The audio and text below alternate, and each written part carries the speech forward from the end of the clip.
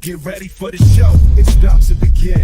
Pro fan talk when we dive right in. Sports talk, hot takes, ain't nothing we lack. We the real fans, nothing holding us back. Mic check, 1, 2, y'all know the drill. We bringing the energy, we keep it real. Touchdowns on liquid air, on the slam dunks on the court. Every sport, every game, we holding down the fort. We breaking down the plays, dissecting the stats. Pro fan talk, we keeping it fat. Debating with passion, no filter, no doubt. We the voice of the fans, we scream and we shout.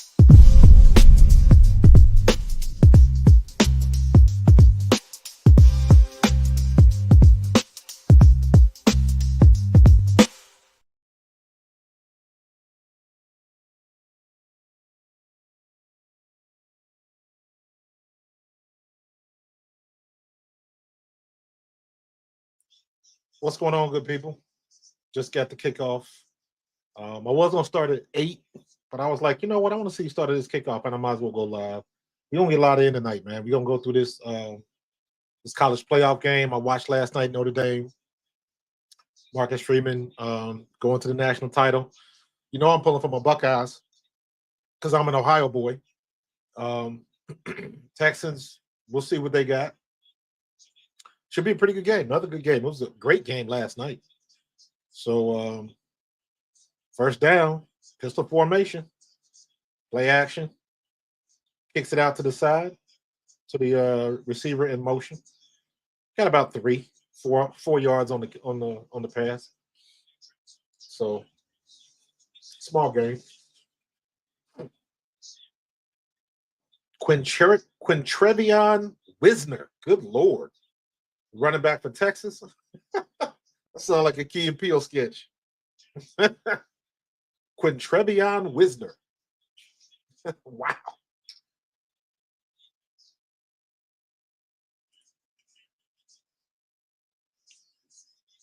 Wisner. That's it. His last name is pronounced Wisner. Quintrevion Wisner. Good Lord. What's up, Daniel Berry? What's up, Chris?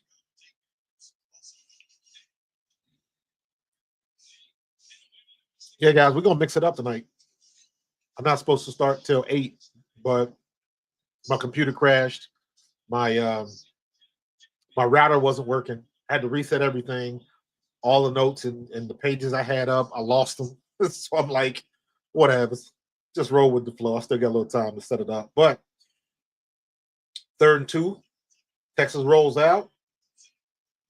One-handed catch. Oh, my God, by Golden. Great catch. Wow. What a hell of a catch, man.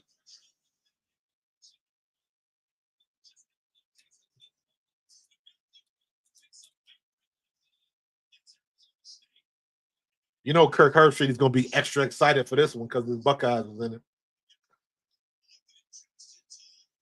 What up, Cody K? Appreciate you, bro.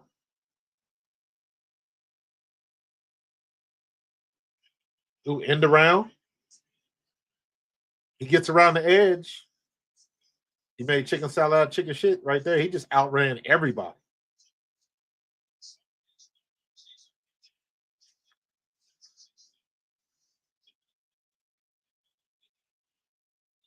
That should have been a tackle for a loss. At best, that should have been back no gain at the line of scrimmage, but he just outran everybody to that corner and made it around the outside. Great play. Ryan Wingo, 6 yards. Should only have maybe 1 or 2. Empty backfield. Knockdown. Pass breakup. Nicely done, Sawyer.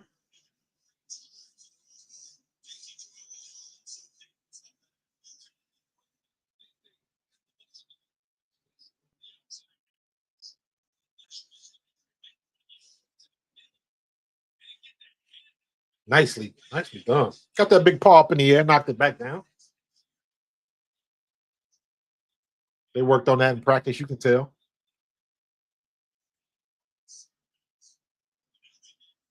Gun formation, hand it off, and they stop him. He got about almost 2 yards.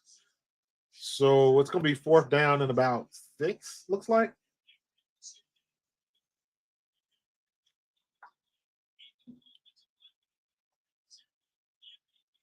Fourth and 3.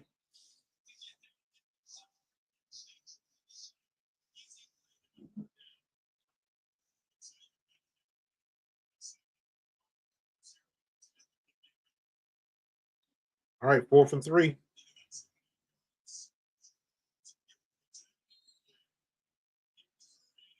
Didn't get it.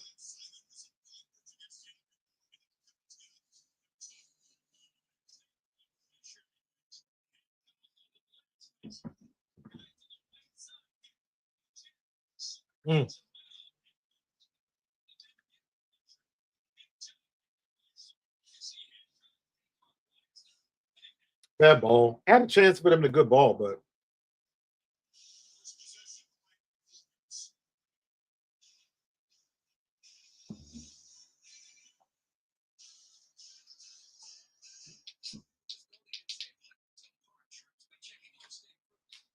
now we're at the commercials. Good start. Let's see what they can do when they get the ball back. Let's go, O-State. Let's go, Buckeyes. Talking about high tide.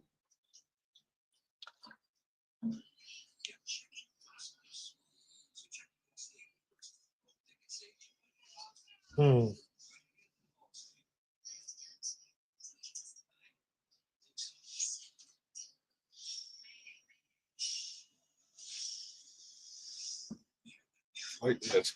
All right, what we got going on here?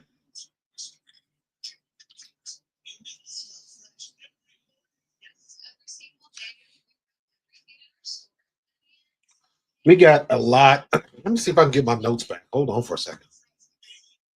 I was taking notes and everything, getting ready to talk NFL football, and everything just went to shit. Let me see. Still got them in there? There we go. Wild card weekend. Here we go. All right.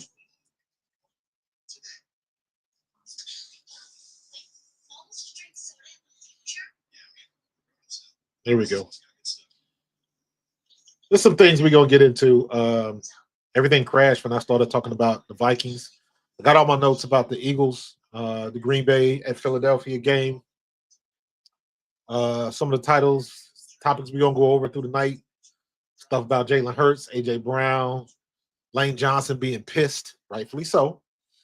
Saquon, you know what? We haven't been doing enough talking about Saquon lately. You know what I mean?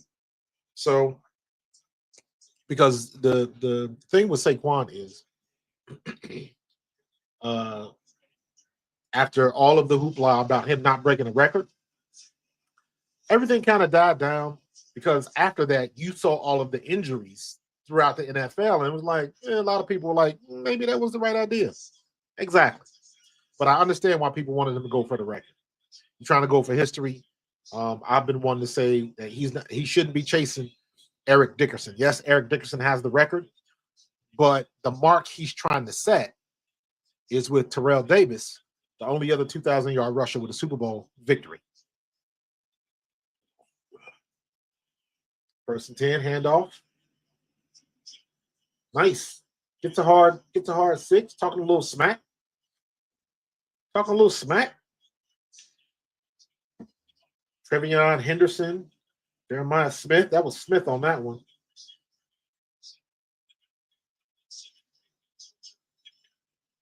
Oh, Lord, he got Smith at.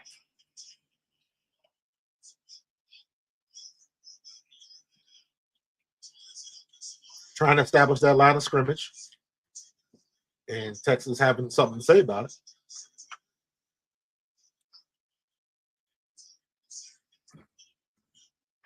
Let's see. We got 3rd and 3. Let's see if they go for it on 4th down. If they don't get the first. They point them out. Gun formation, gun left. Motion to the right. And quick pass gets the first down. Good job getting the ball out. Quick out, about a 5-yard out. You only need 3 yards. So they did what they had to do. Good play call. On the close side of the field, too. He did a comeback route. Pushed him. As soon as he turned his shoulders, he broke it down at about 5 yards and just took the quick pass. Good play. Especially when they playing off the line of scrimmage like that. Good fake. Good pass. He parked it right in that zone. Good catch by Tate. Parked it right in the zone between that DB and that safety. Had that little zone right there. Just, there we go. Right there. Good pass. Right over number 8. Right over Moore's. That went through 2 fingers. 2 people got a finger on that ball. That means he got some pepper on that ball, man.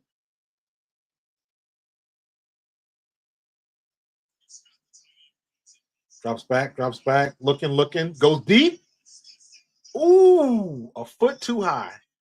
He had him too. Just a tad bit too high. A little bit too much heat on that. Good play. What's up, that Greg? I appreciate you, man. Damn. That Greg 75. Yo, let me get you hooked up with a wrench, like right in his out, bro. I appreciate that, brother. Keep grinding and growing, man. Grinding and growing. That Greg, stick around, man, because in a little bit I'm gonna open up the link if you want to come on live. Absolutely, bro. Move you to the front of the line, man, with something like that. I appreciate you, brother. Get through there. Good hard running, man. Plants his foot, gets north and south. He got a little bit too low. He was leaning over, expecting the contact, and his momentum got him, so he kind of just fell down. But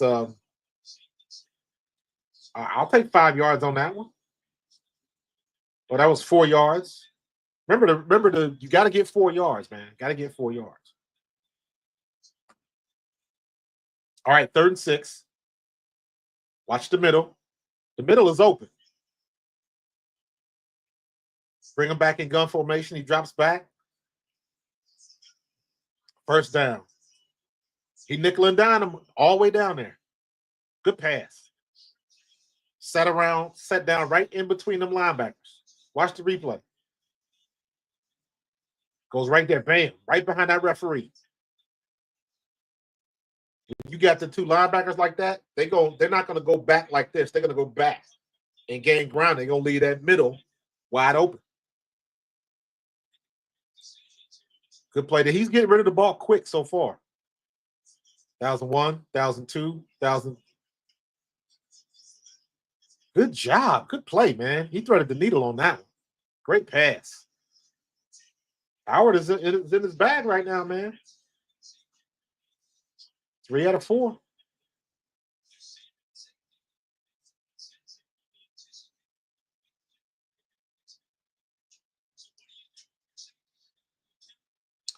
Hold up, that Greg. Let me hook you up right now.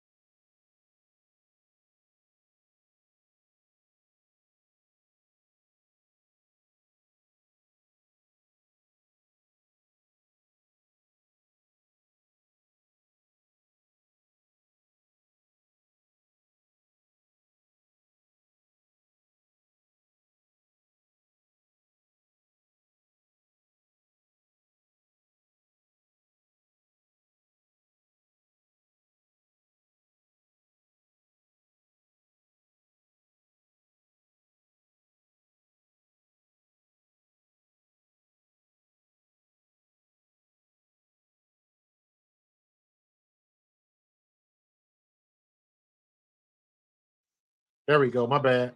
I must have hit mute. My mistake. Thank you. Thank you, Chris. What was your question? Let me see. If Saquon broke the record, it wouldn't stand as long as Dickerson's because they're pushing for this 18 game season. I agree. Which would you got to remember, man. People forget this fact that Eric Dickerson broke OJ's record. OJ set that record in 14 games. So Dickerson bitching about it. Does it still say I'm muted? Still say I'm muted? Okay, you got it. You should be in there. Should be good. You guys can hear me now, right? You still can't hear me?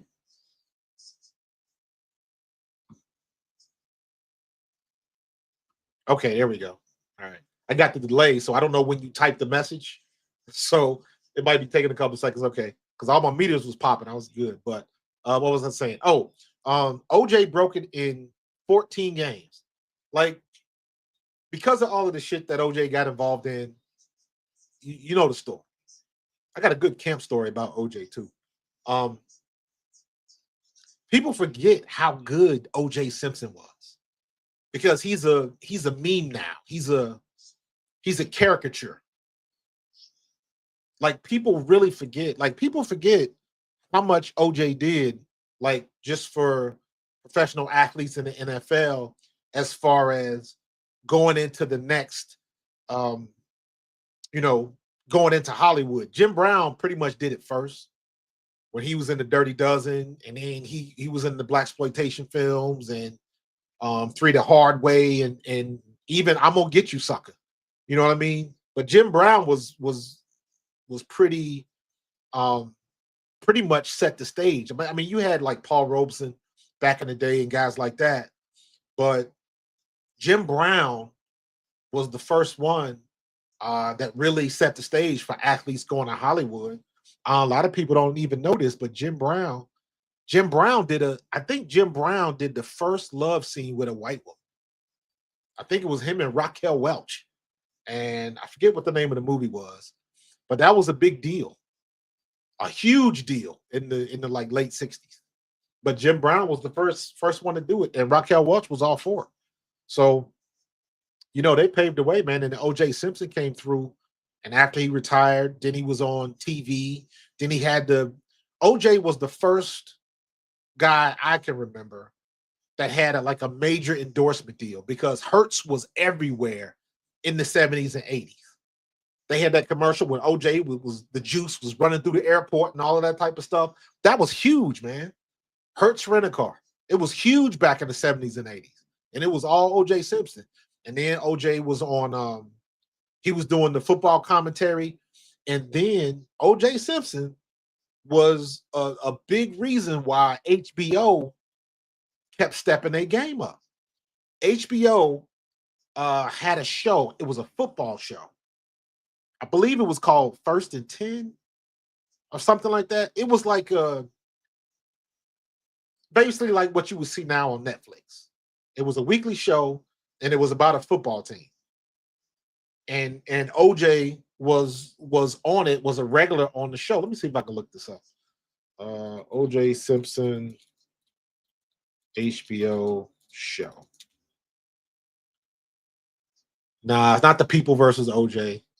Not that one. Let me see. Football show. See if they have that. First and 10. It was. I was right. First and 10 in 1986. He joined the cast of HBO's football sitcom First and 10 as a fictional former running back, T.D. Parker, a part he played for 5 seasons, 5 years. And then he got the roles in Naked Gun and Police Squad and all that kind of stuff. Pretty good movies too, because Naked Gun was funny as hell. If you haven't seen Naked Gun, man, Naked Gun was the next iteration of people trying to be the next Mel Brooks. But, Airplane, Naked Gun, Dracula, Dead and Loving It, all that zany, crazy stuff. So, but yeah, man, OJ Simpson, saying all of that to say OJ was for real. And then Eric Dickerson took him 16 games, 2 extra games to break his record. So everybody took the way to get through there. Number 5 gets tripped up, saved a touchdown because he was gone. He was about to take that to the house. He was about to take that one to the house. Good play, little screen play. Number 5 drops back, gets it, got blockers in front. 78, great job, dude. Number 2 saves a touchdown. Owen saves a touchdown. Wow.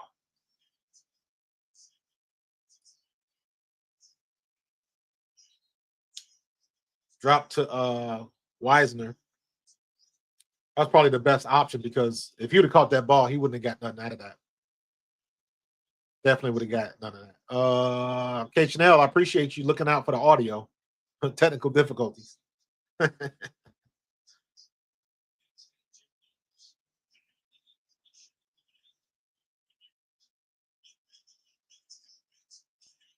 right, 2nd and 10. Gets through there, turns it upfield, gets north and south, and he gets about 5 yards on that play. 1, 2, 3, 4 yards on that play. Good run. Jaden Blue. Down to the OSU 38. They keeping it moving. All right, O State, let's get that defense together, man. They're about 15 yards from the red zone. What y'all gonna do? What y'all gonna do?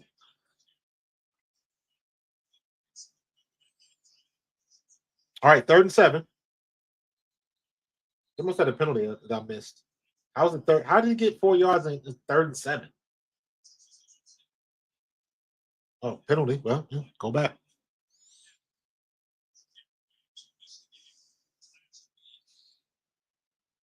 You popped. Got him. Penalty, so that's going to move him back. So what is it like? 3rd and 12. All right, come on. Come on, O State. Get off the field now. Get off the field.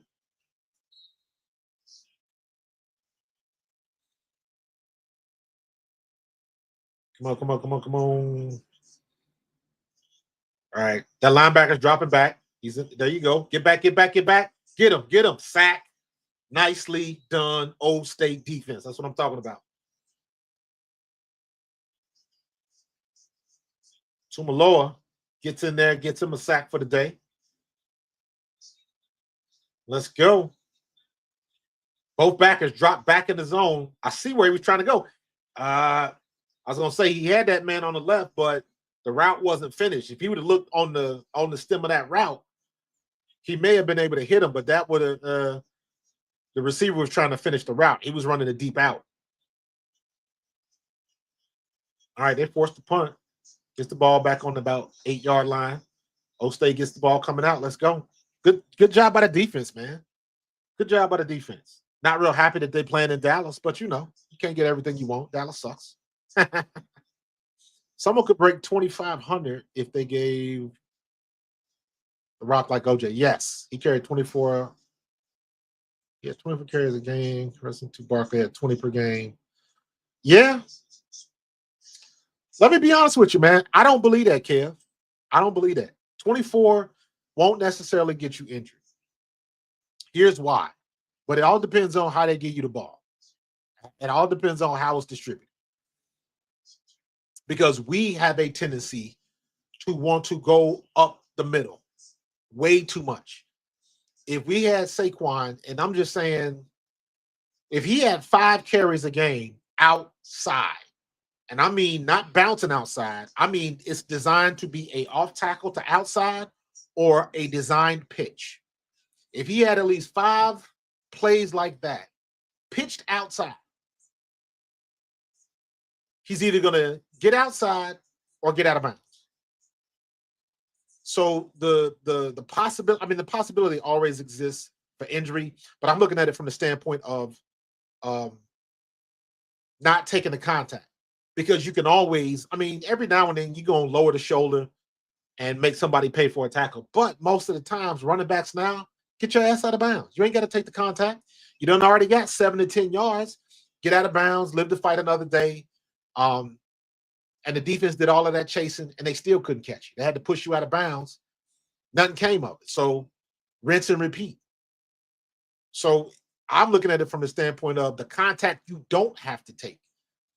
If you can get outside and beat that corner, if they can get the edge, and sometimes the edge will over pursue and things of that nature. Also, when you got a quarterback like Jalen Hurts changes the game for you because you always have to respect him running the ball.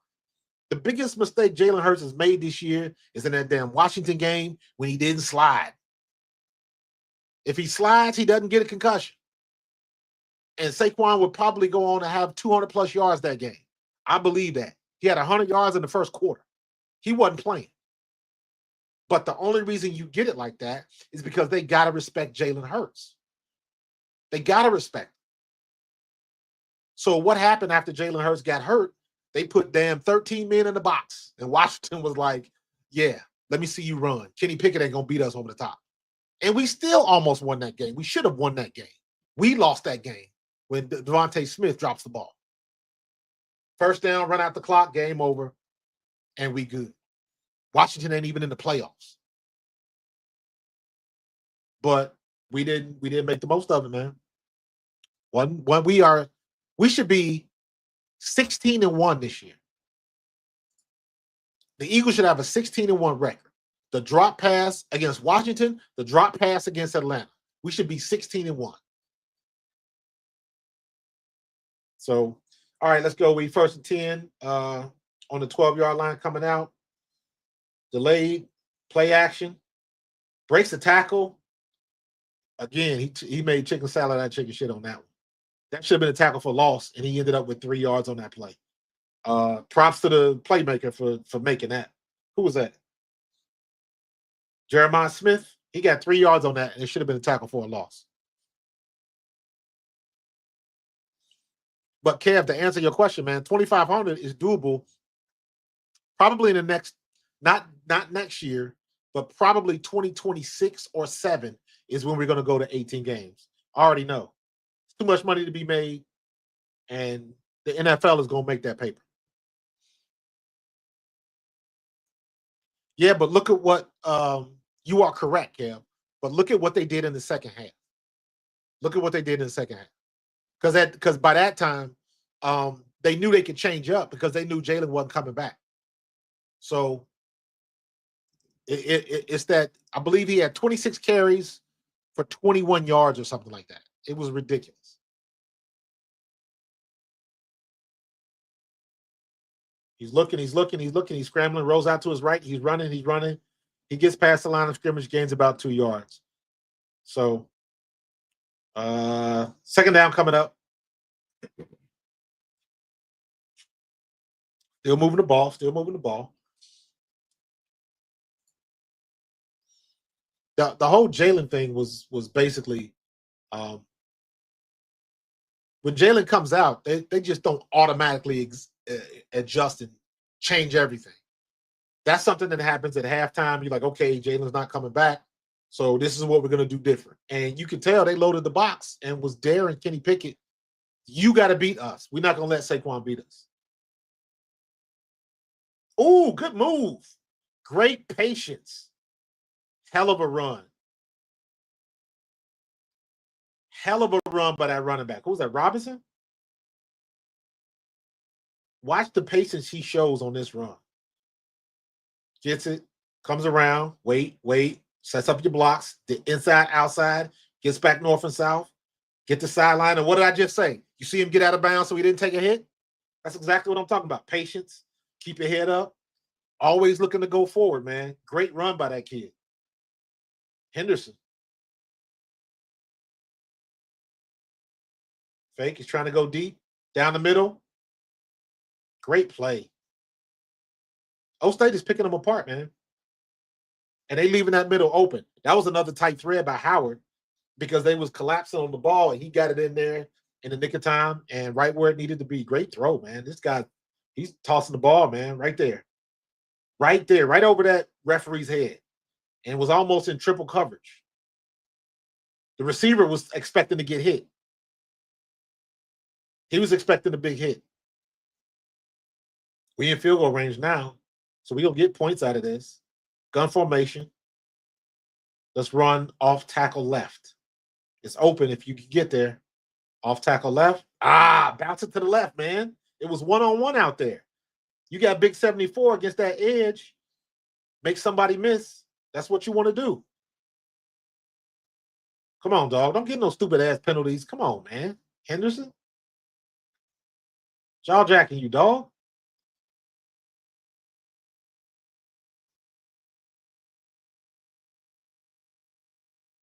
Get his ass on the sideline. Chew his ass out. Come on, man. Can't be that stupid.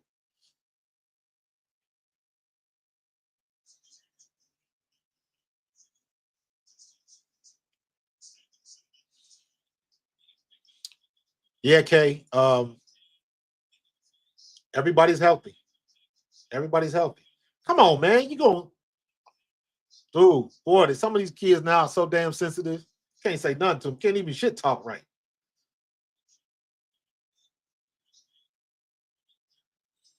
Hey, Kev, dude, you're right.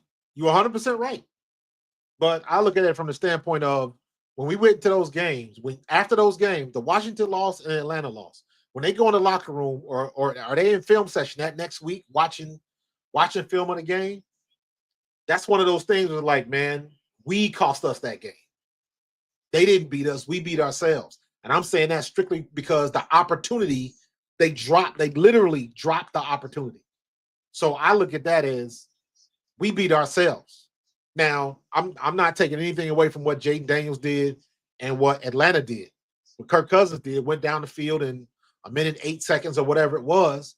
When they got the opportunity, they did what they had to do. But we did not take care of the opportunity we had first. So we gave up the goals, and then they made the most of it. So we gave them that chance. That's how I look at it.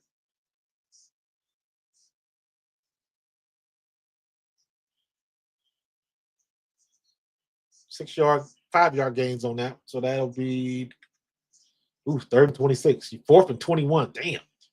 They took them out of field goal range too.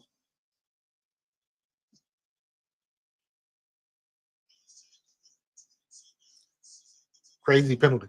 But so okay, you 100% right. Everybody out there the first time, no injuries. No injuries.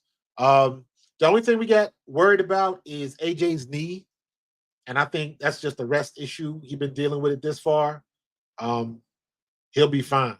Hold on for a second. I'm trying to look at this Apple commercial. He ain't even lifting no damn weights. Come on, dog. Really? Okay, this is too fake. They doing too much. Come on, Apple. If y'all don't know, I used to work for Apple a couple years ago. I loved it. Loved the company. Loved the people.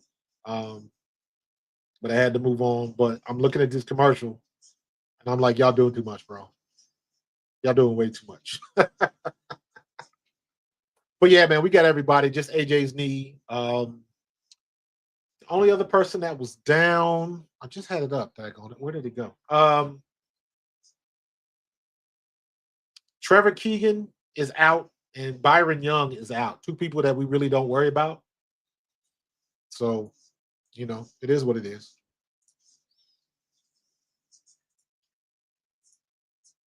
It is what it is.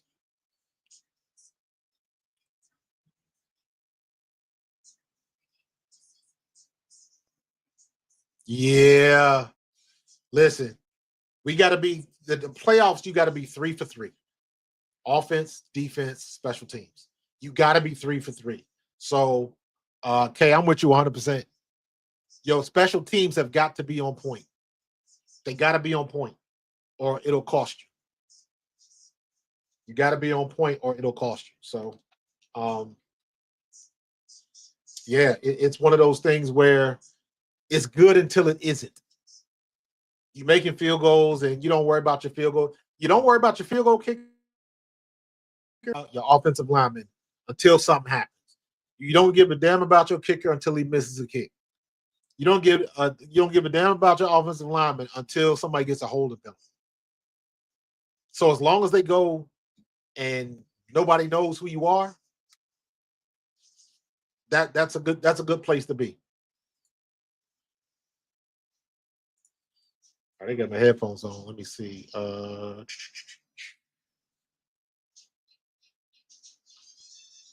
we go.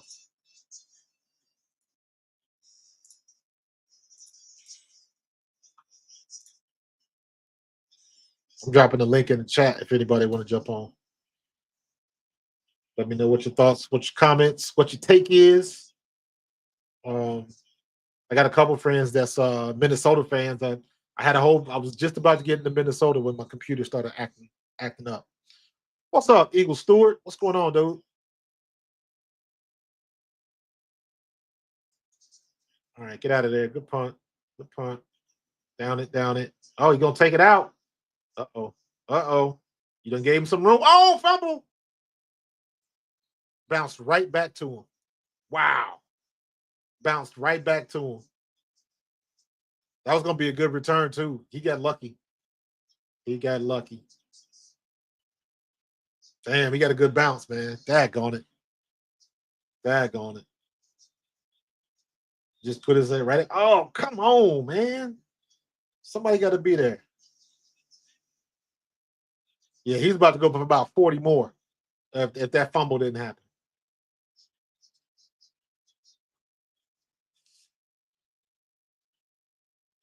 All right, defense. It's back on you again. First and 10 Texans, handoff. Oh, breaks the tackle. Still gets the TFL. Good job. Good job by number 8. Ransom. You made the play on that one. Didn't get credit for the tackle, but he made the play on that one.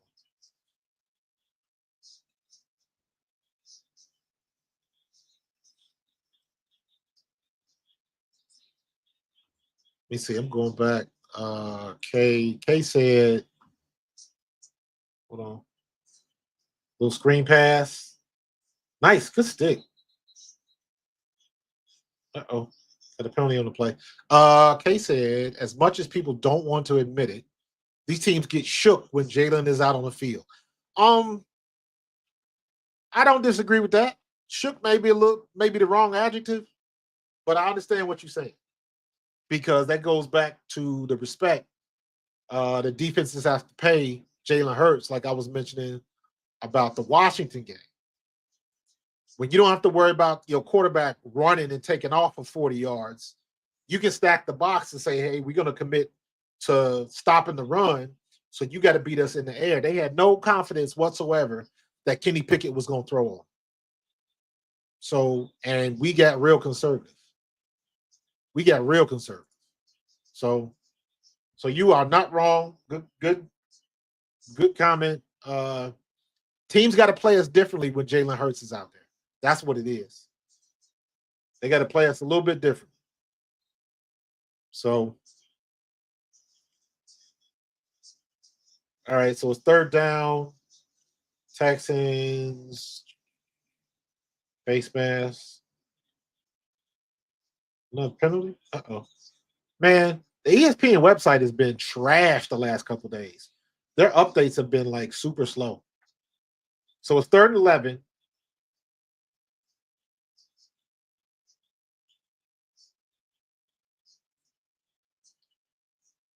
Third and 11, pressure, sack, strip sack. Texas recovers. They get to him, another sack. O-State's defense, they got no answer for it. Let me be honest with you. Notre Dame ain't going to be ready for this defense. I don't see that. I like Marcus Freeman and everything, but Notre Dame, and they lost 2 starting offensive linemen in that game last night. Nah, I don't see this going well for Notre Dame.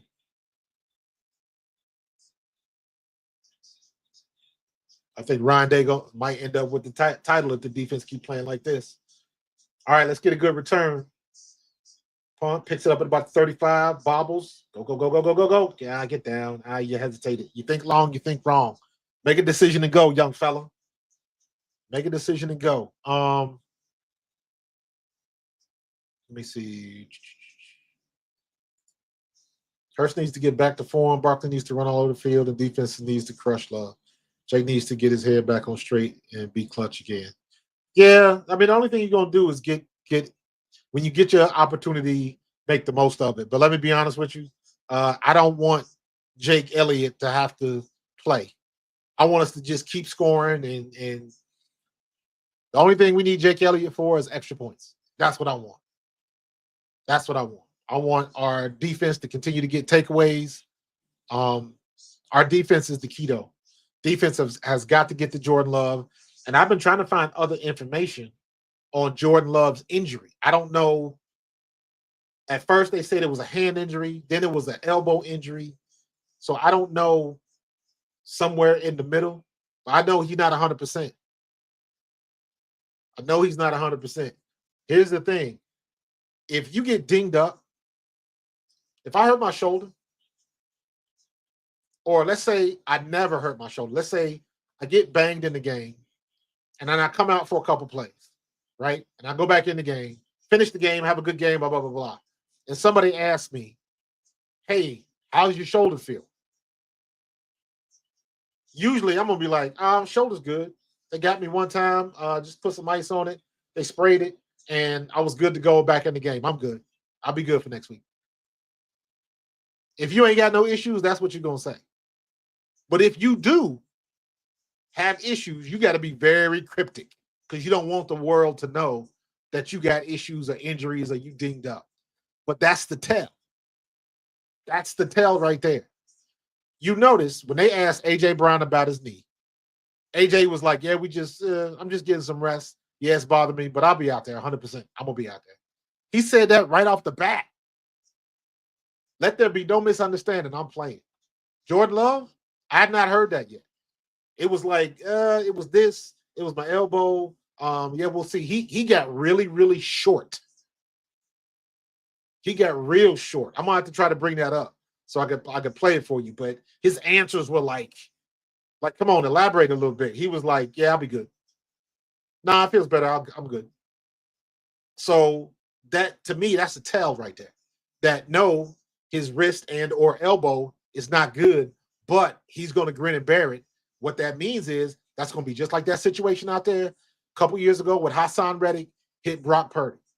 All it's going to take is one strip from the backside, and he's going to try to throw the ball, and ain't going to see the edge coming, Nolan Smith coming from that backside, and he's going to strip that ball away, and that's going to be problems. And then we're going to end up dealing with damn Malik Willis. So, what's up, 316? Welcome to the party, son.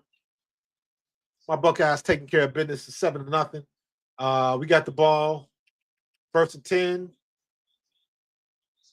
And we are on the 36-yard line.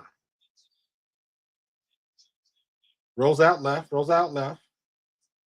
right, he got it. Got about 6 yards on the play. Should be 2nd and 4.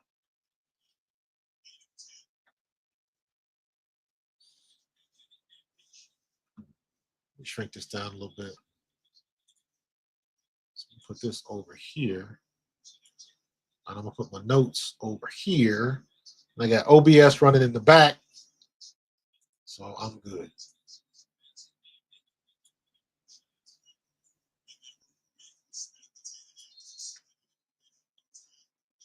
Got the first down. Old State is just picking them apart, man. Howard playing a smart game. He's 10 for 12, 91 yards. So he'll have over 100 yards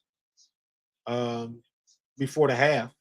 So matriculating down the field.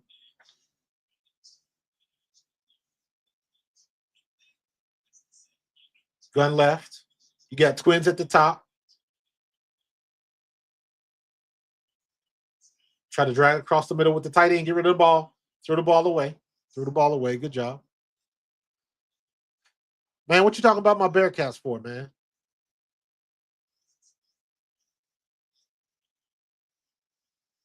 Don't be clowning on my Bearcats, bro. Yes, I played for the Eagles, but I was born and raised in Cincinnati, so it's it's Skyline chili and cheesesteaks, bro. I'm the best of both worlds. So it's all good. Missy Elliott. That's what you call Missy Elliott when he missed when he missed field goals. He ain't Jake no more. Gets around the outside. Uh-oh. Face mask or something? I didn't see what the penalty was.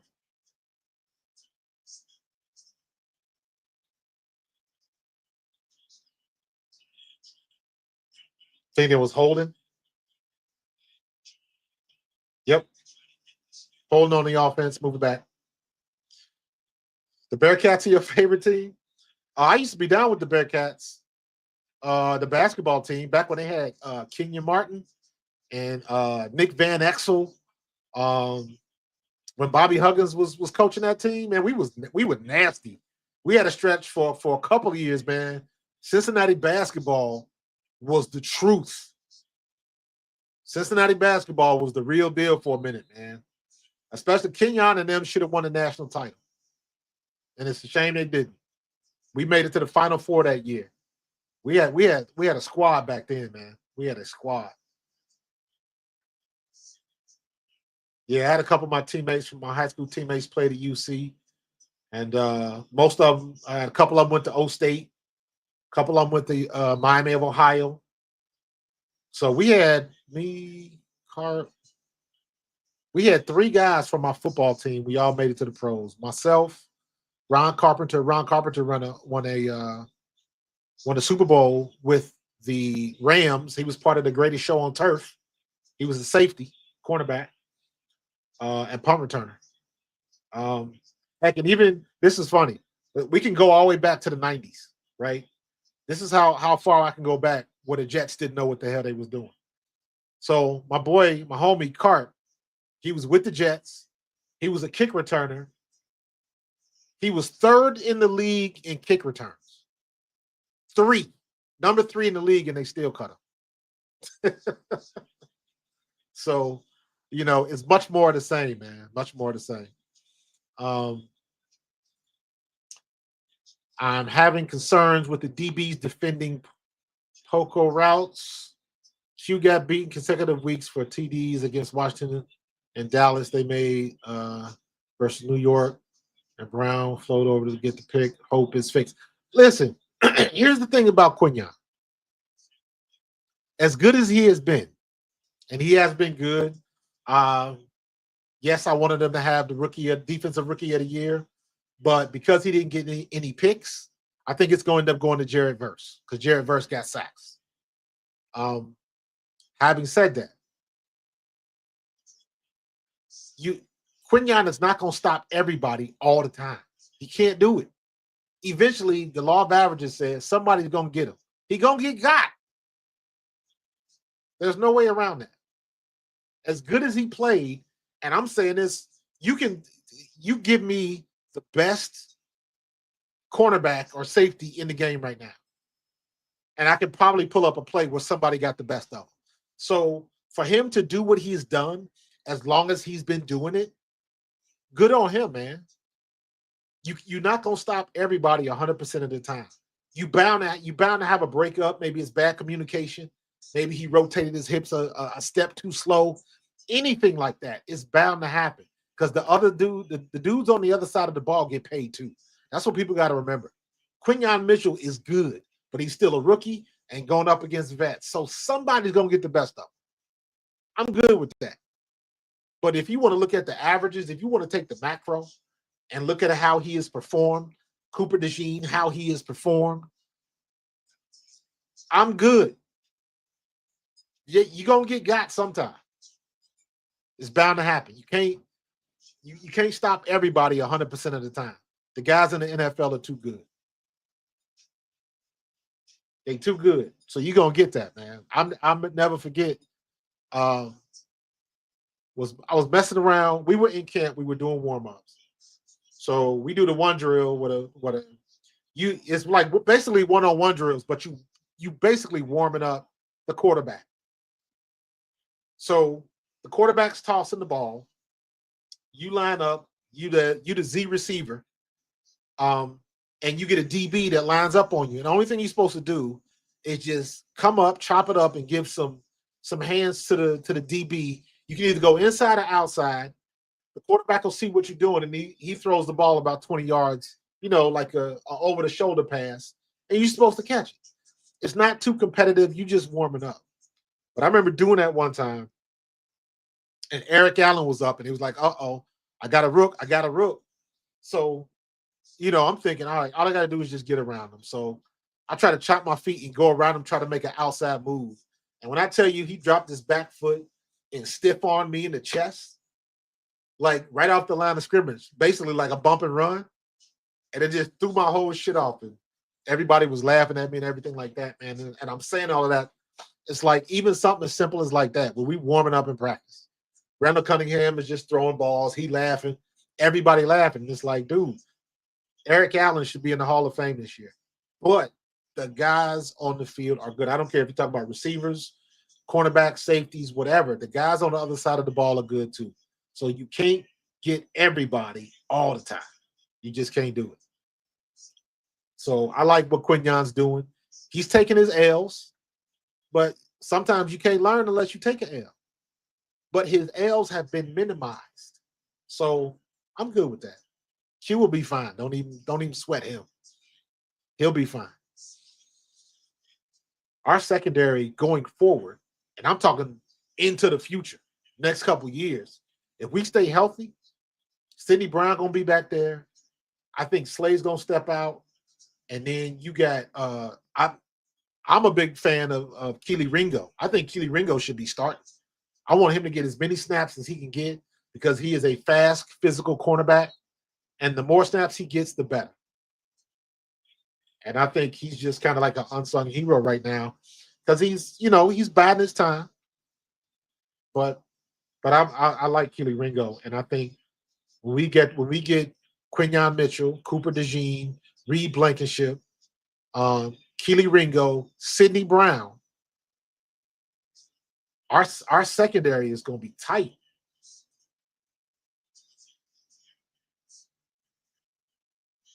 Incomplete. Yeah, he came down. That hurt him. That's one of them body shots, man. That wasn't a hit in the air. It's when he hit the ground. Boom. Landed on that hip. Oof. Oof. You landed on that hip, son. Yeah, that's going to hurt, bro. That's going to hurt. That was not a helmet shot. That was not a helmet shot, bro. Come on. Everybody defaulting to that, man. Watch the damn play. That wasn't even close to being a helmet shot.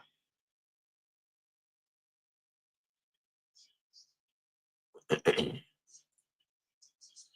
you think will be CB2 next year? Rogers, Ringo, Ricks. I want to see either Keely Ringo or Eli Ricks. You know what?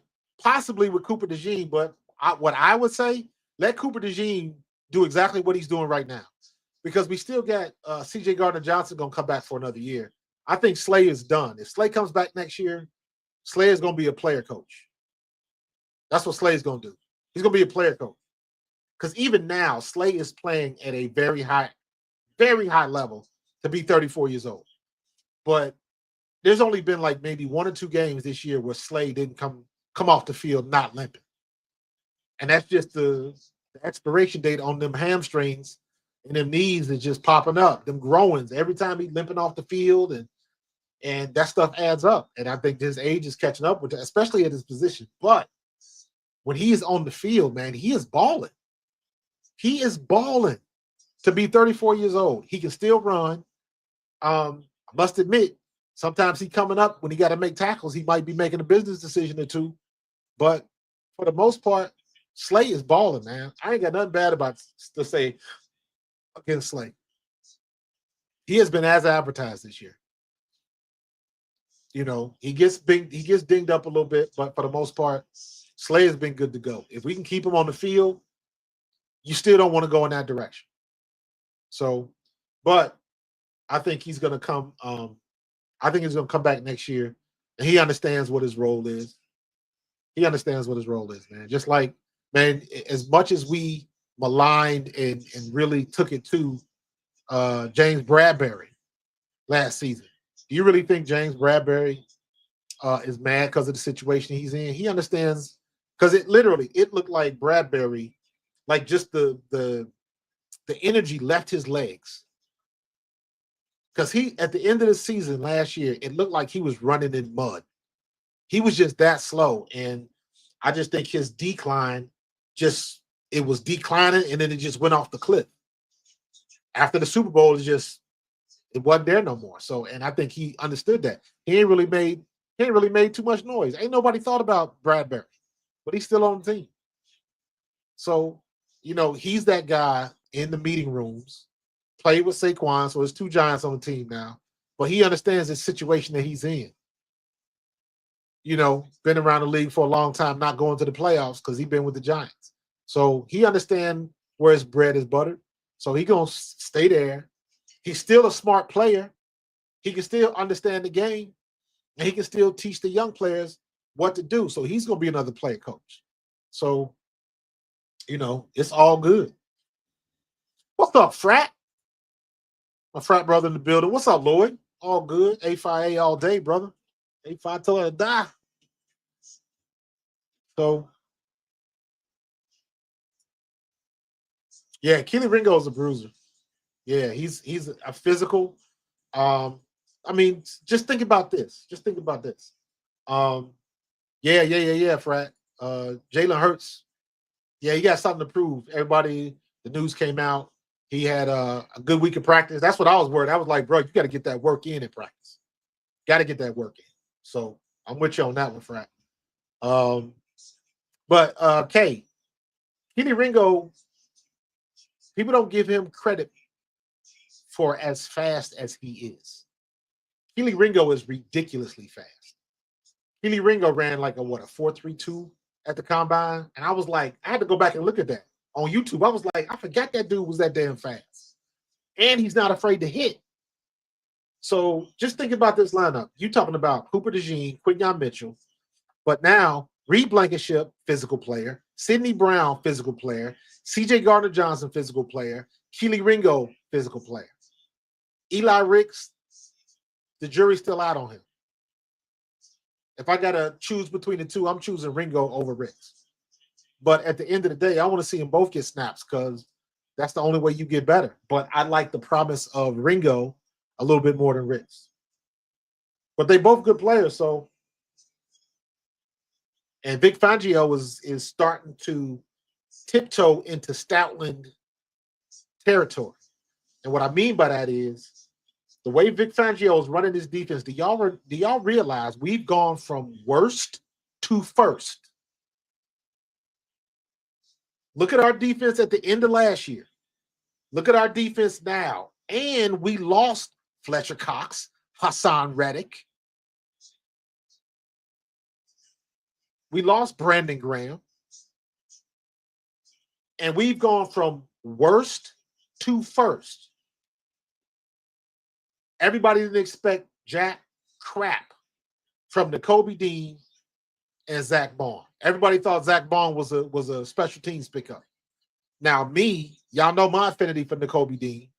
So I knew Nakobe Dean was going to ball. He just had to stay healthy and get his opportunity. But every time he was on the field, he would make plays. And that's exactly what he's been doing. So I don't expect anything different. So I was like, I was good. I was good with that. So we got him. What Vic Fangio was doing, and what I mean by the Stoutland reference is everybody that Stoutland gets on that offensive line, he makes some great players. Great players.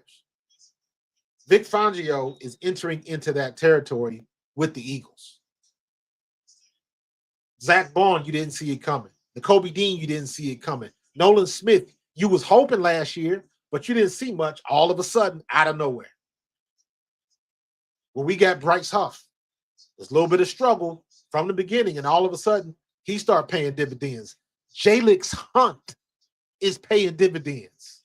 They thought they were crazy for drafting Jalix Hunt out of that small school, and no.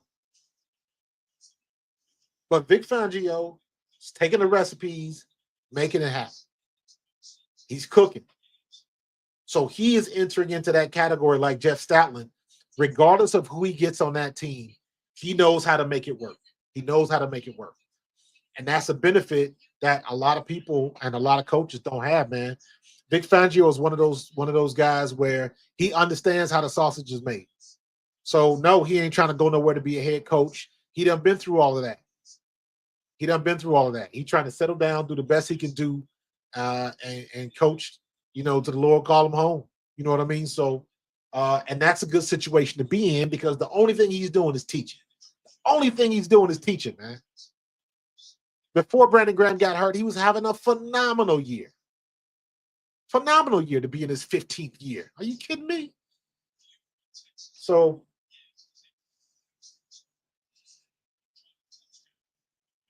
ooh, that's a big boy, 6'6", 335. All right, we are at 2nd and 10. Yeah, 7:45 left. Still got a lot of time left. We gotta get on the board again. Pitch to the right. Look at that. Ooh, good physical hit. Good run. That's a good 8-yarder. Did he get caught for targeting or is that gonna be holding? Holding. Damn it.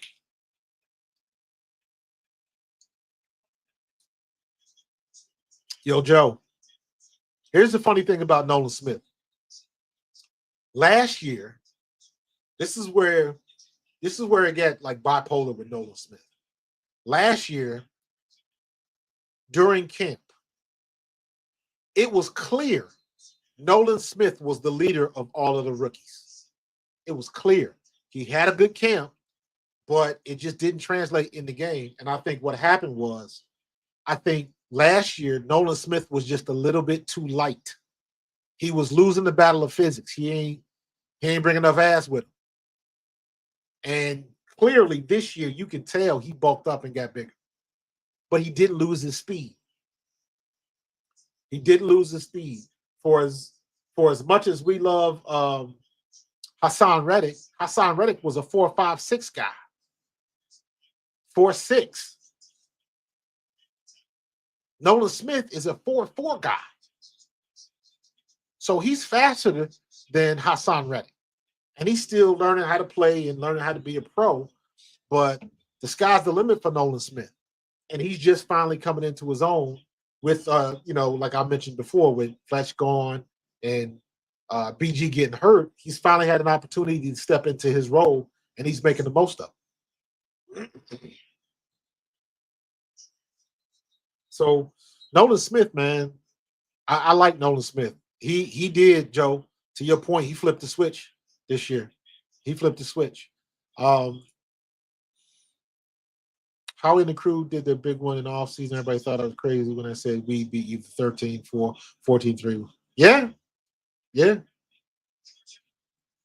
You look back at the expectations. The expectations were an 11-win, 12-win max. Max.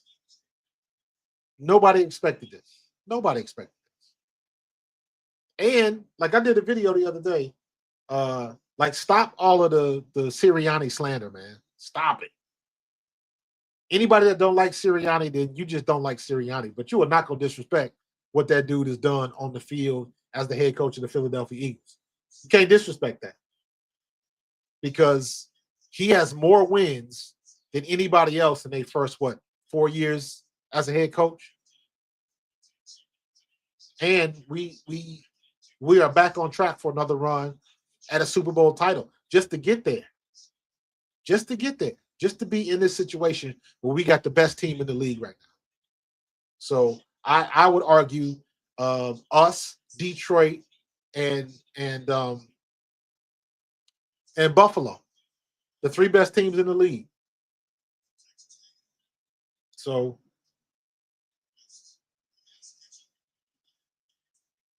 all right, get the ball on the 14-yard line. All right, come on, O State. Can we get another score before the halftime?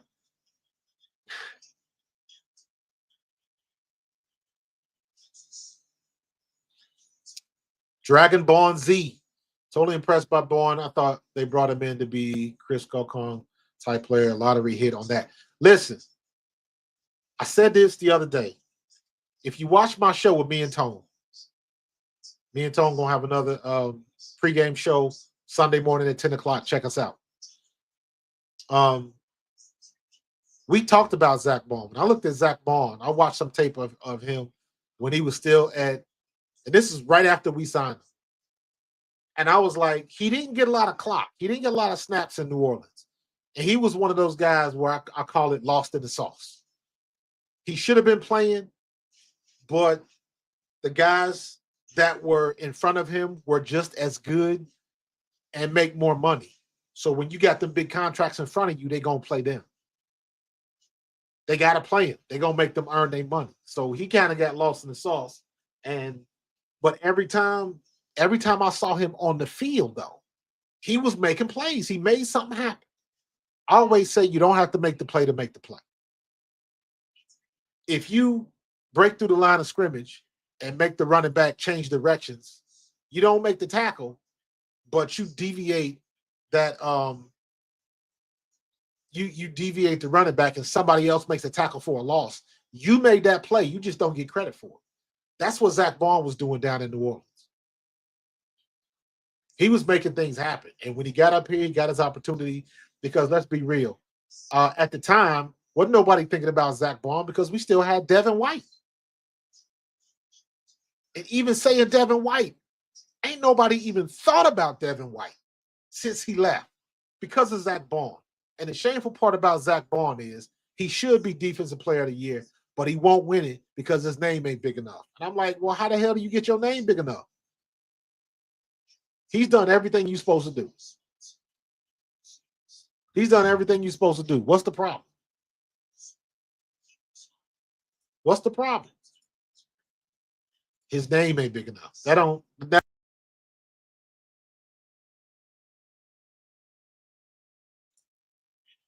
That's almost like Eric Allen in the Hall of Fame. He deserves to be in the Hall of Fame. Put him in the Hall of Fame. Because there's probably a lot of other people that shouldn't be. And we're going to keep it real. Because you got this stuff with a lot of people think Eli Manning. I don't think Eli Manning belongs in the Hall of Fame. So, but it is what it is. He probably going to go in. His brother going to give a speech, and they'll have the Mannings in the Hall. All three of them will be in the Hall of Fame. So, I think Archie's in the Hall of Fame. So, 1st and 10.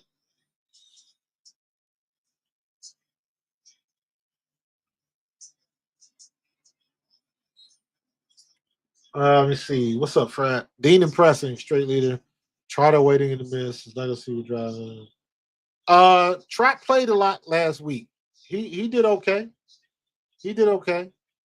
Yeah, he's gonna take some. It's a little bit more seasoning on that steak for Trot. He gonna get his opportunity though, but I don't know what they're gonna do because I mean, the Kobe Dean and Zach Bond, as long as they stay healthy, they ain't going nowhere. They ain't going nowhere. They got to keep Bond, man. They got it. They cannot keep making the same mistake at linebacker. Especially a couple years ago, we had T.J. Edwards. They let him walk to Chicago, and we should have kept him. Especially last year after how things worked, we would have been much better with T.J. Edwards. But Zach Bond, man, the way this kid is playing and the way he is, like, please don't let him go. Please don't let him go, man. Zach Bond is doing the damn thing. And there's no reason you don't keep that Pro Bowl linebacker. Yeah, you got to pay him. That's the game. Good draw play by Texas.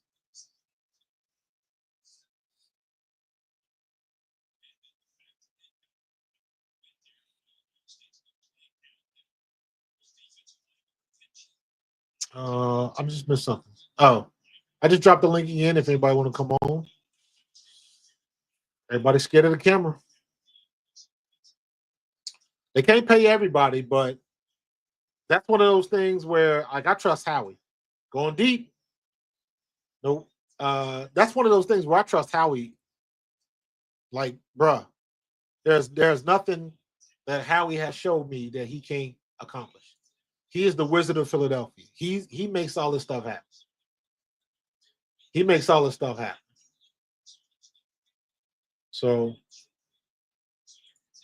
oh boy.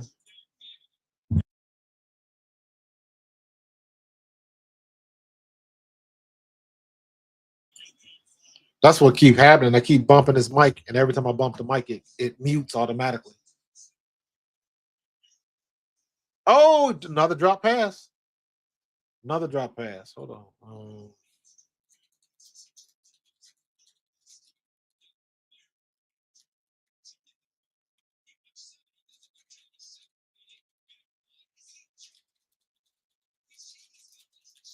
Link is in the chat.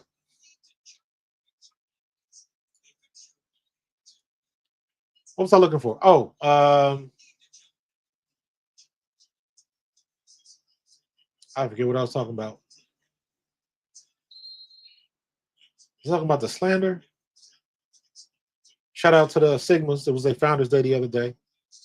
We all family.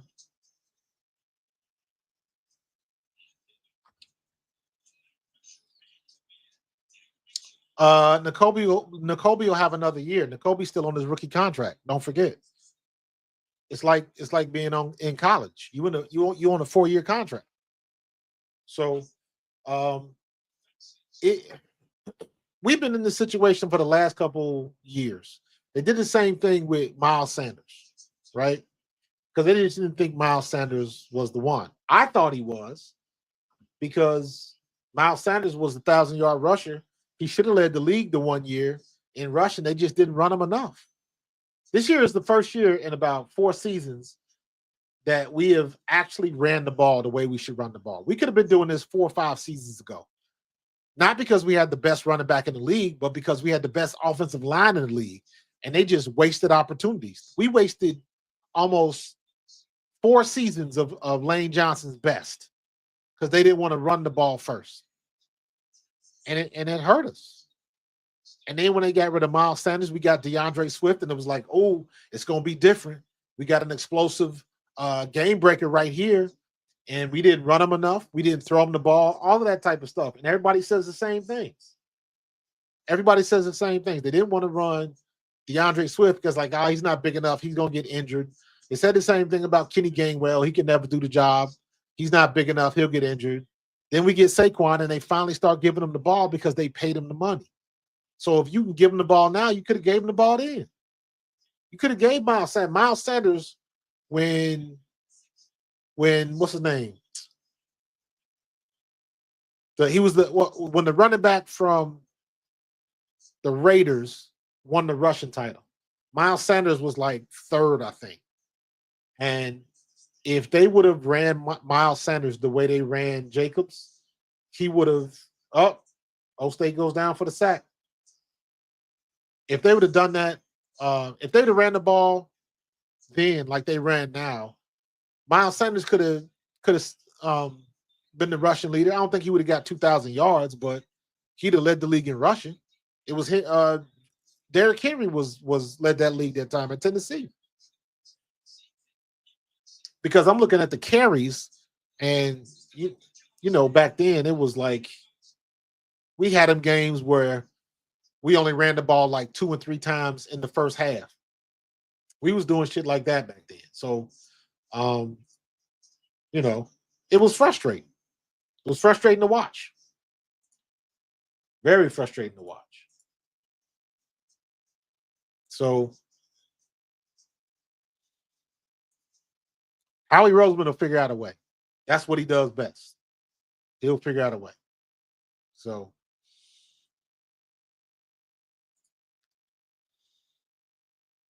but not for nothing, Kay. That's a good problem to have. That's a great problem to have.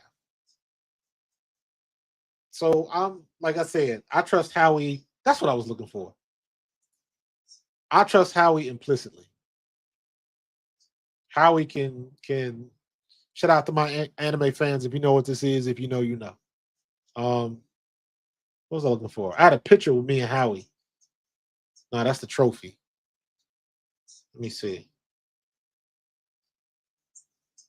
Dragon Ball Z. Tell me, Zach Bond don't look like Nappa. I can't find it. It's probably down there.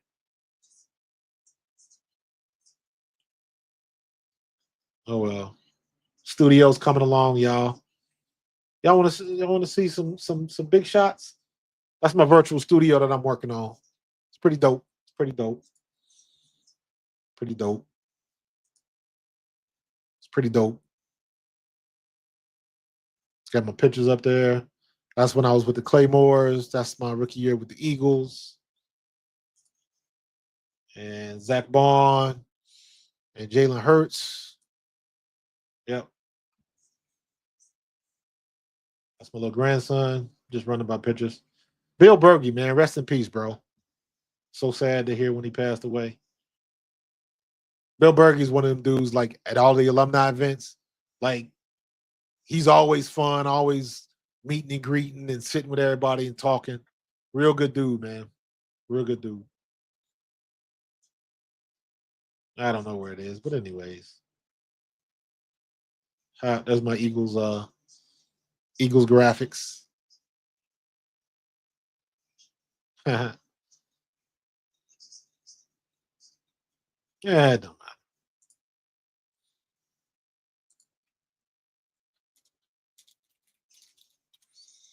All right, if we don't get a lot of snow tonight, I'm gonna be mad because all this buildup was for nothing. All this buildup was for nothing. Let me see what else we got.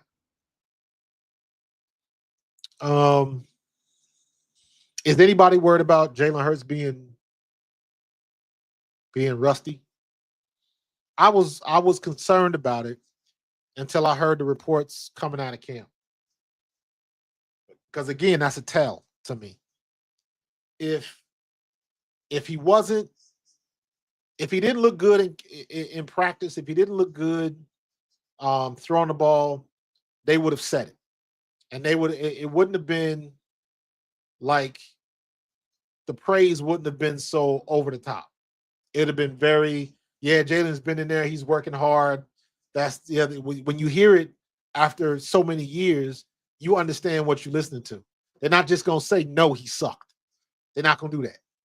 So, so yeah, just from the reactions I heard from Lane Johnson and others, it looked like he was on point and doing what he had to do. So that's what I like to see.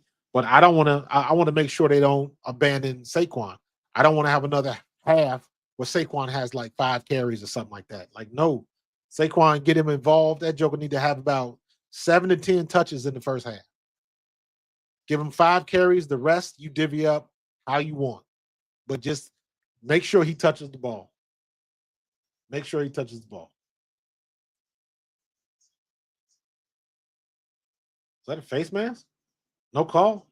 Looked like he hit him in the helmet. Still 7-0.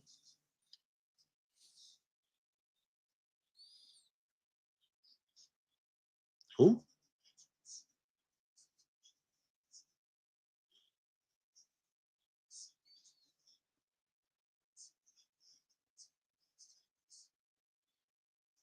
Second and 10.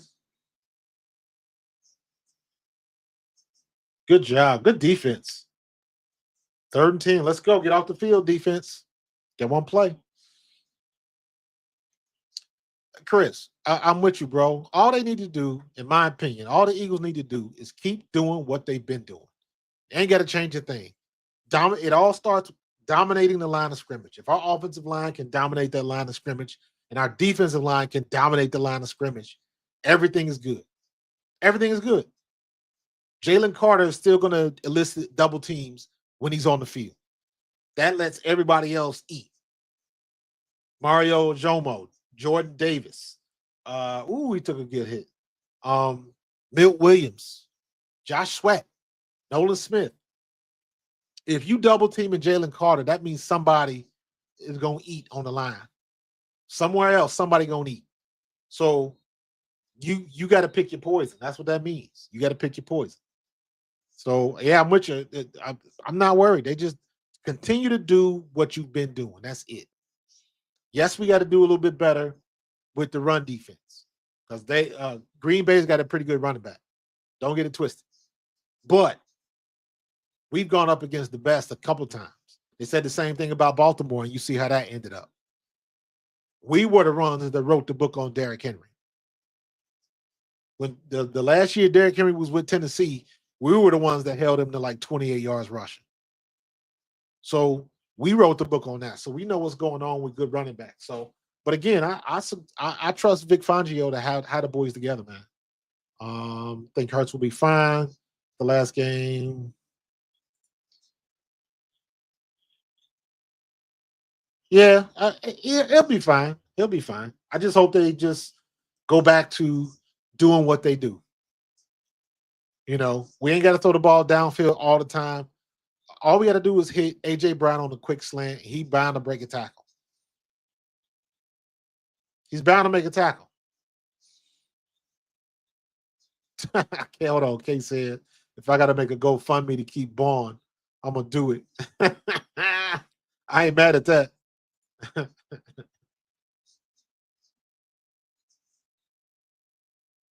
Dude, Chris, don't even get me started, bro. You already know how I feel about that. That's the type of shit to make my hair grow. Because when I stream that game, you already know I'm going to be hollering and screaming, bitching and moaning. Run the ball outside.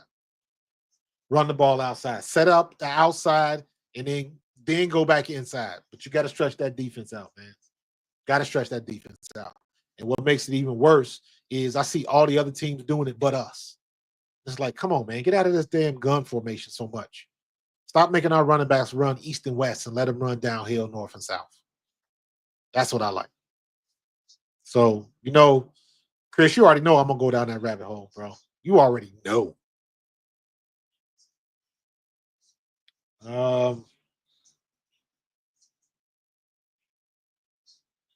Spotting the ball, they got to review.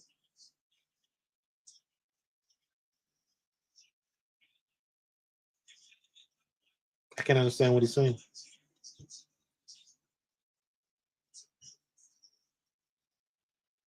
Fourth and one. They kick in or are they going for it? Are they going for it? Come on, Old State. Fourth and one. What you going to do? Oh, Arch Manning is in the game.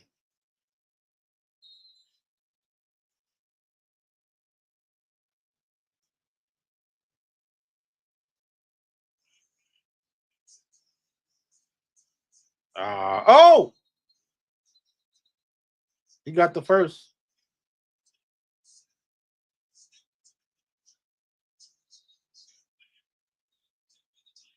Got a trick play on that one. Okay. You get that one.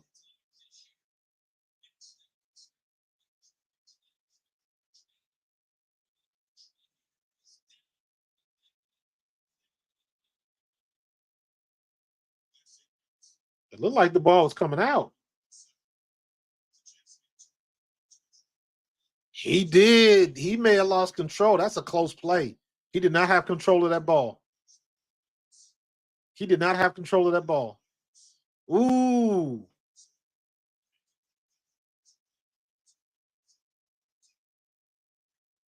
That ball is out.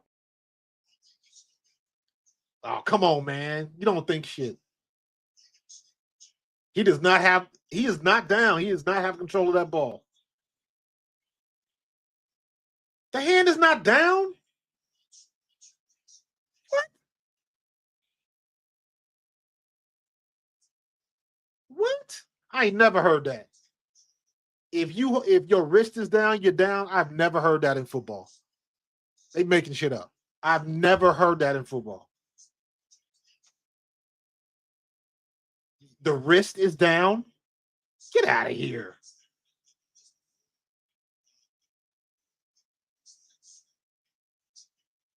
No. The wrist was down. That is if that don't sound like some old bullshit.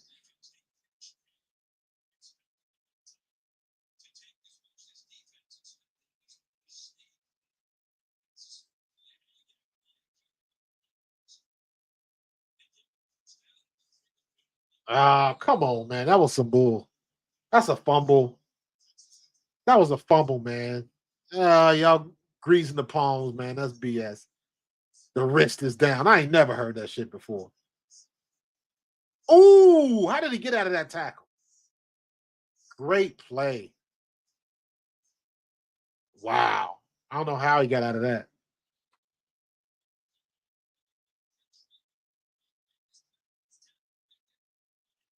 Wow. He spun up out of that.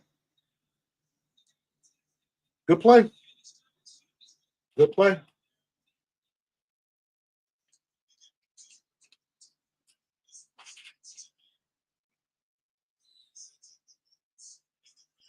Play action. Oh, knocked it down again. Good play. Good play. Good play, defense. Let's go. Yeah, Frat, that was a fumble, man. Yeah, that was a fumble, bro. I don't know. I don't know what they talking about. I ain't never heard that the wrist is down when you. I ain't never heard that before.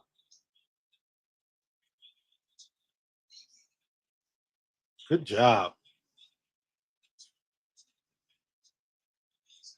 That's like 3 pass breakups today by that defensive line. Let's go. Keep them out. Keep them out. Make them settle for a field goal.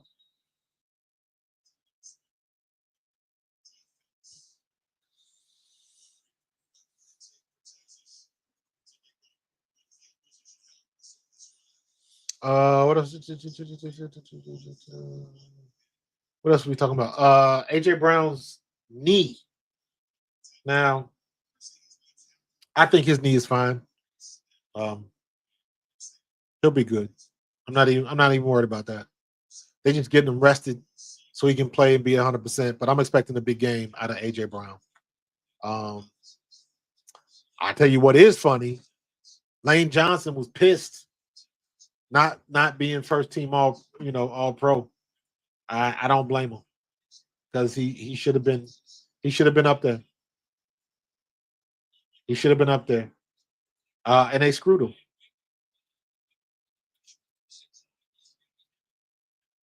Let me see. Davis and Garrett might have it. Yep. He put this in his locker. Panay Sewell made all pro, but he didn't. Touchdown. He was wide ass open. You got burnt, son.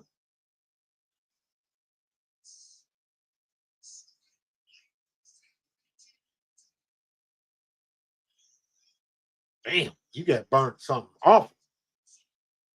Damn, Jaden Blue.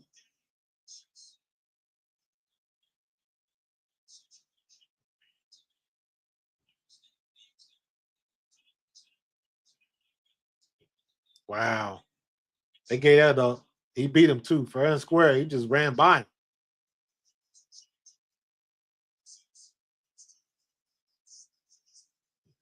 Good. All right. Yeah, there it is, man. It just tied it up going in the half.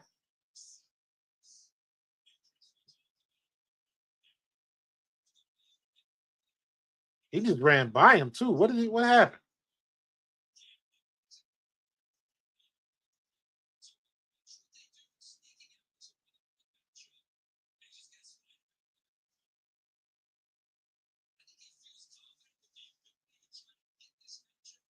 Ooh, that's like a skinny wheel route. He's expecting him to run it out. And he just keeps running. And Styles couldn't get it. He's thinking he's running it out. He don't think he's going deep. Because usually what running backs do, they'll run a wide where they go flat first and then they get about 3 yards from the sidelines and then they turn it up like a wheel route. But he was expecting him to go wide. So he was expecting a hard out and he sat down and that running back just kept going. That's a good play call right there. That's a good play call because that DB's expectations was was the guard that sideline and he just kept going and he was beat. And by the time he realized that he was 2 steps too late. Good play. Good play by Texas.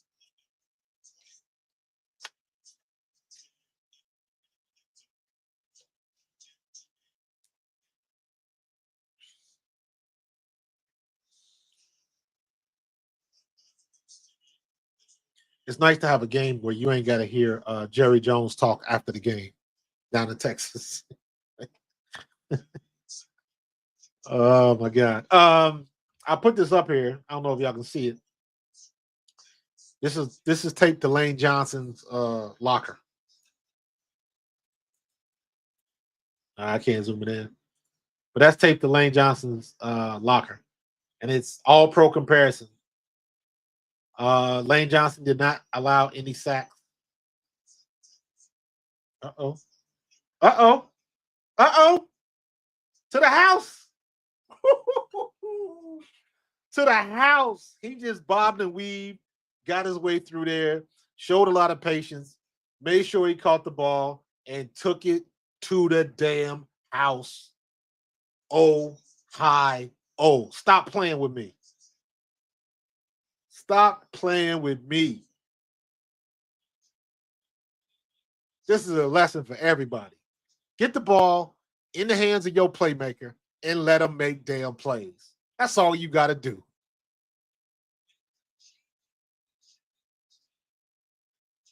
They don't know what to do. What you gonna do? That's exactly what I'm talking about, man. The other guys get paid too. That was a hell of a play, man. Run a screen pass. What's the worst that can happen? Wow. Great play. Oh, and then he missed the extra point. Lord have mercy. Oh, he made it. That was ugly. 75-yard play. Damn. He just ran through it. Good patience. And he just gets the ball and just finds his way. Find his way. Good patience. Everybody waited.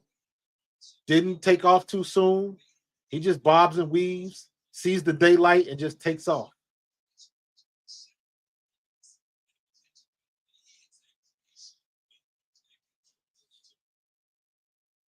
Just takes off. I know he happy because he get credit for the yards on the play. That's gonna look like a 75-yard play for him.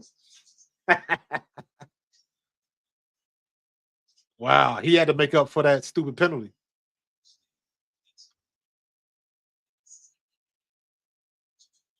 Okay, I take our defense right now, because we got more young players. Jay ain't nah. They had who did the Bears have back then? Roquan Smith, like Jalen Carter, man. Jalen Carter is everybody that skipped on Jalen Carter is kicking themselves in the ass right now. Everybody. And quiet as kept, that's why you gotta show props to Big Dom, because Big Dom is the guy that figures out what the real is. Big Dom is the guy that goes down there and does his investigation, and he knows people, and he can go find out what it is and what these kids are doing on campus. Dude, one of my buddies, my buddy Willie T, used to be a scout for the Raiders. Now he's a referee, and he told me, he was like, "Man, do you think these teams gonna spend all this umpteen $1 million on these players and they don't know what they act like on campus?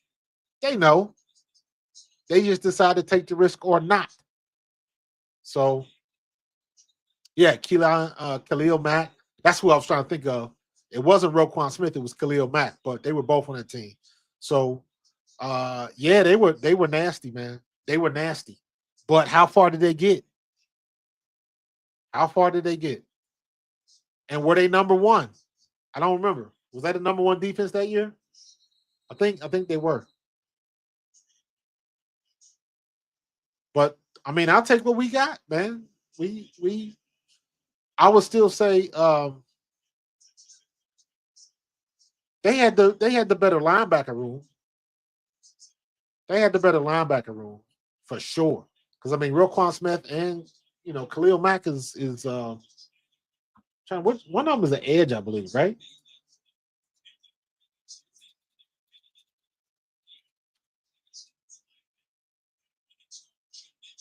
Yeah, Khalil Mack, he's an outside linebacker, and Roquan is Roquan an edge?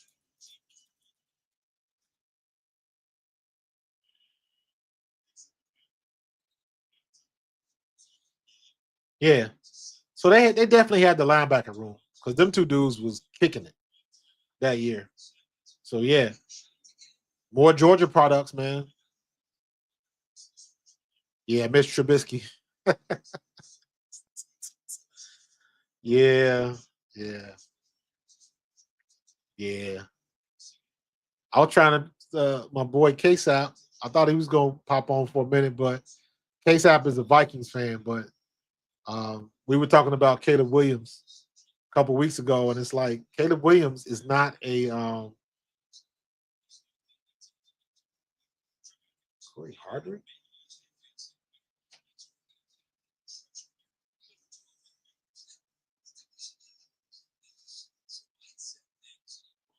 Yeah, Caleb Williams. He running for his life right now, trying to do too much. And I will tell anybody, man, coaching matters. Coaching matters when you try to play in the NFL. If you got bullshit coaches, it ain't gonna happen for you. It ain't gonna happen for you.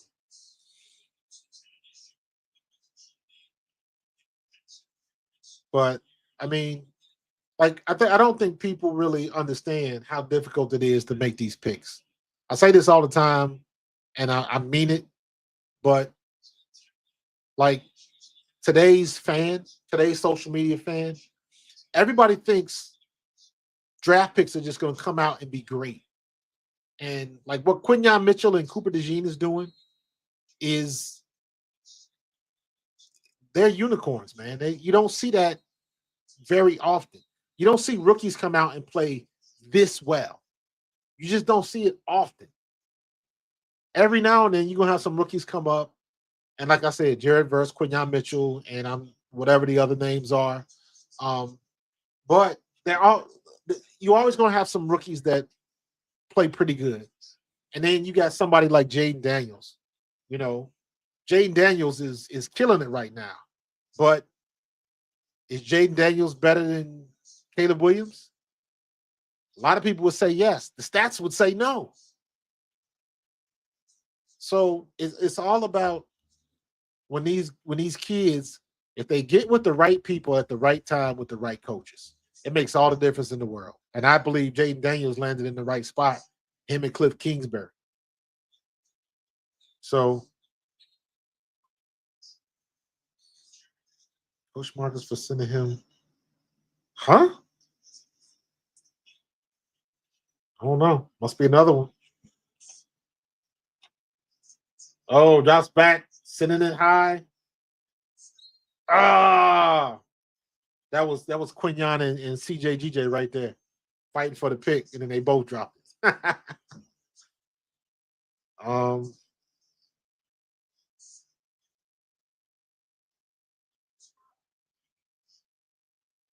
I don't know. My wife is asking me, did I did I say anything to Tia Mowry's ex-husband? He just thanked Coach Marcus for sending him love and encouragement. I don't know who that is. Maybe he's talking about Marcus Freeman. I don't know. Did he tell him to join Pro Fan Talk? Did he say that? Did he pump up the podcast? I don't know. I'll have to look at that. So I don't know. He just thanked. I don't know. I might be able to use that.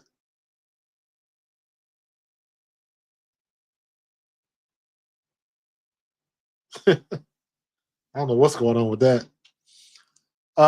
Daniel's definitely better than Williams right now. Right now, yes. Right now, yes. But think about it like this, man. Remember when everybody was saying that CJ Stroud was doing so well last year as a rookie and all of that kind of stuff? Um, Now CJ Stroud is taking his lumps.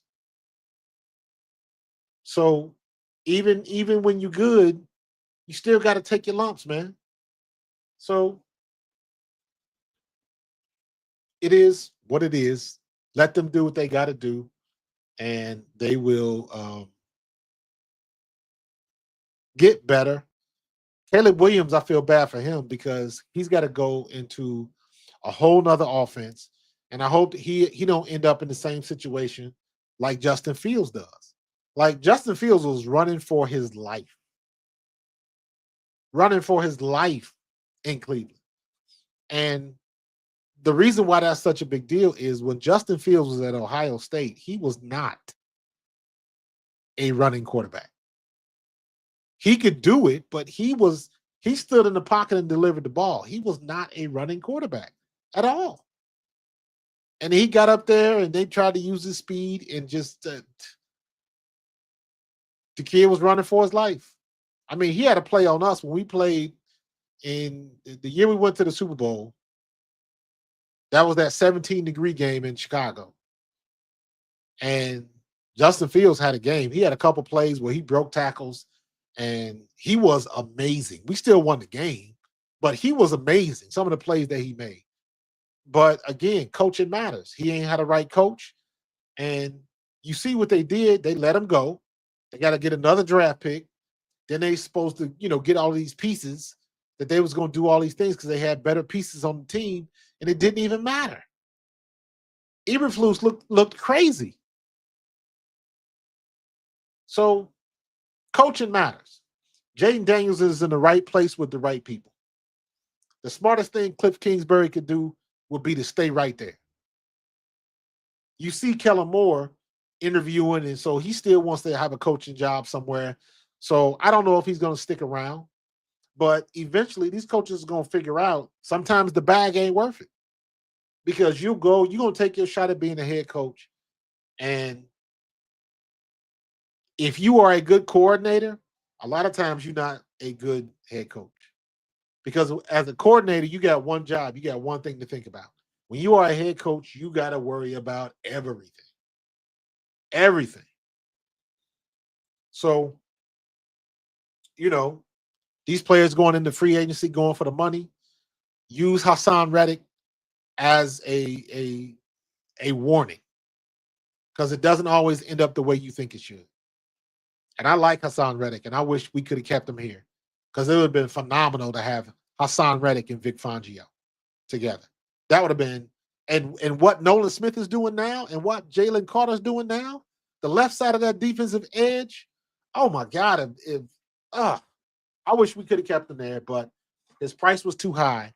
And at the end of the day, Howie was right. He was right.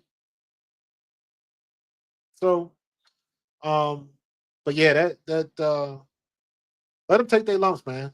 They're gonna get better for it. We're still talking about the Bears, David. That Bears to an offense for some reason I expect Fangio to destroy Ben Johnson. We're just better. Right now, we are better.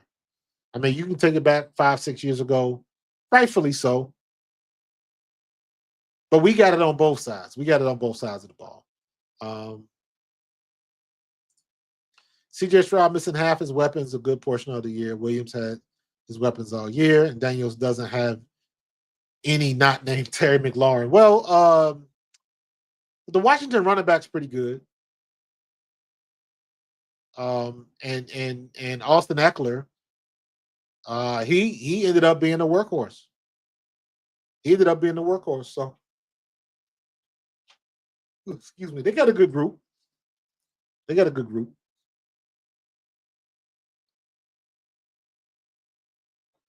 So,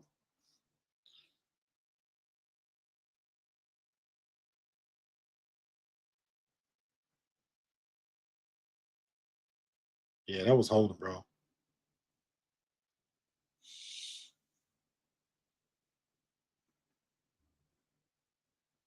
He, I mean, yeah, but granted, I mean, it's always something. So you got to deal with it. Deal with it the best you can. And like I said, they still in the playoffs. So even at a down year, they still in the playoffs, man. So what do you want? Everybody ain't gonna be Tom Brady their rookie year, man. And it seems like that's what everybody wants to see. So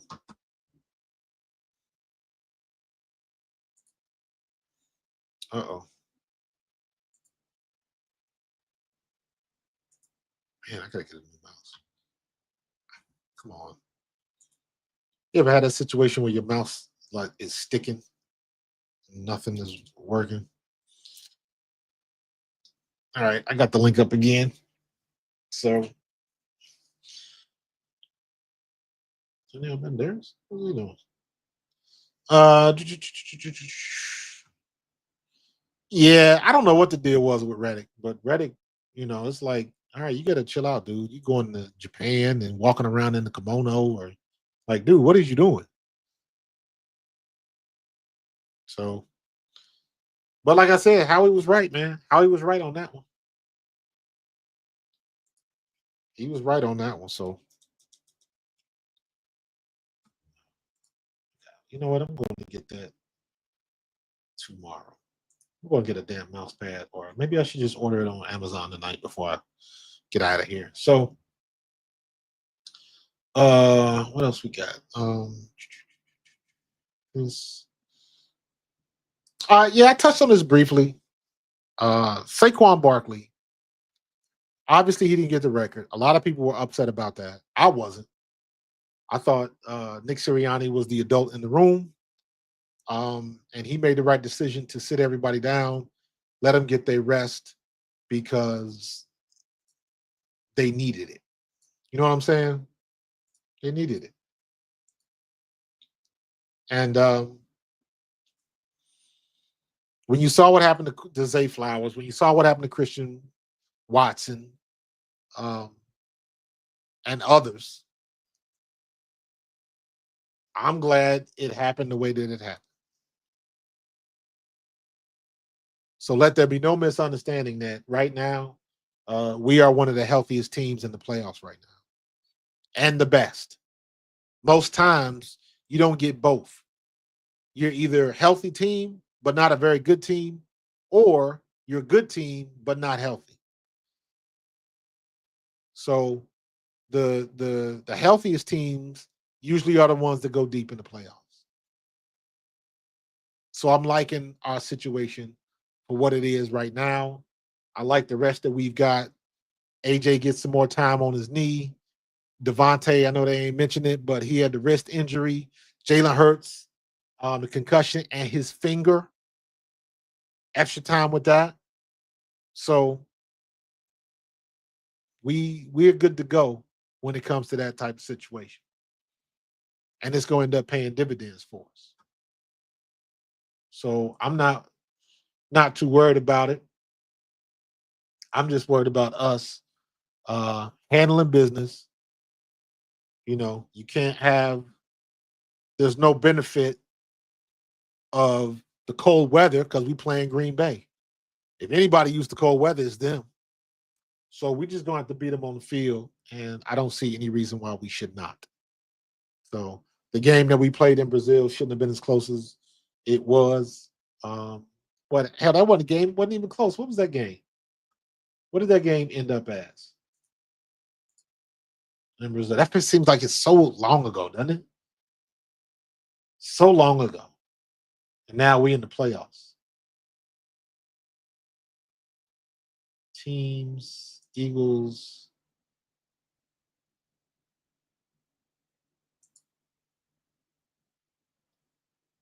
$34-29. So yeah, the game should not have been even close because defense was playing well and they dropped 2 turnovers, I believe. Because I know I joke with N'Kobe Dean. He should have had a pick six. He should have had a pick six. That should have been the first pick six for the defense right there. Hit him right in the hands with nobody in front of him, and he just dropped it. So, what's up, Carlos Rosado? Salute to you too, sir. I appreciate you. I hope you upset Tampa Bay. We'll see. We'll see. This will be a big test for Jaden Daniels, and not for nothing, man. Todd Bowles knows how to handle rookies, rookie quarterbacks. Oh my God, he gonna throw the kitchen sink at y'all. But you got Jaden Daniels gonna have to roll out.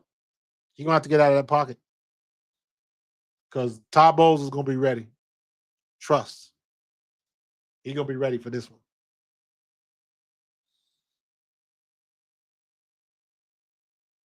So Should be interesting. Who else we got? What else was I talking about? Oh, that's right. All my notes crashed. Um, Zane Anderson and Christian Watson. Did you see Christian Watson tear his knee in that game? Oh my God. He's another one. I was like, oh yeah, just keep Saquon. Keep him on ice. Keep him on ice.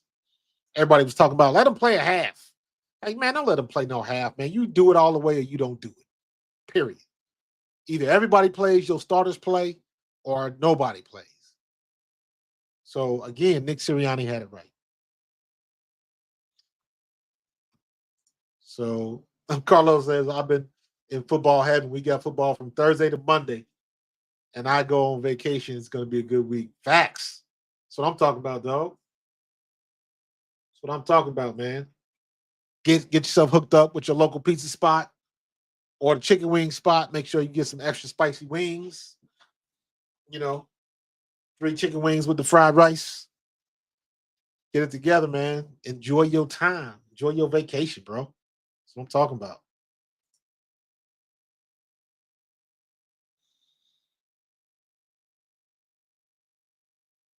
Oh, here we go. Here we go. That's what I was talking about.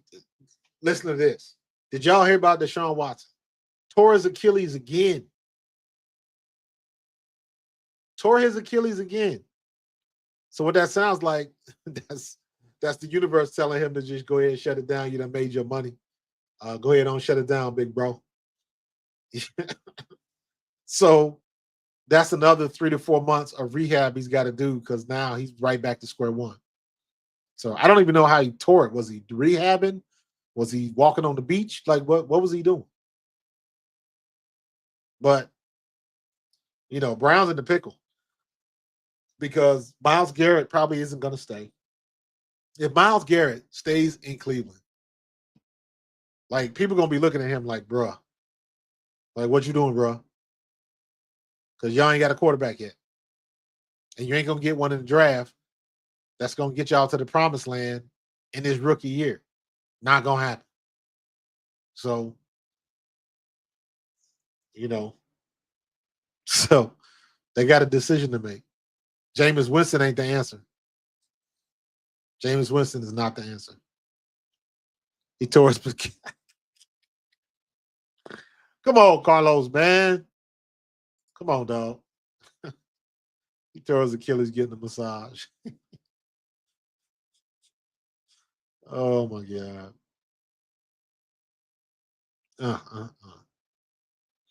Yeah, I don't wish injury on the player either, man. So he'll be good. He'll be good. Cleveland getting Shador is not going to go to Cleveland.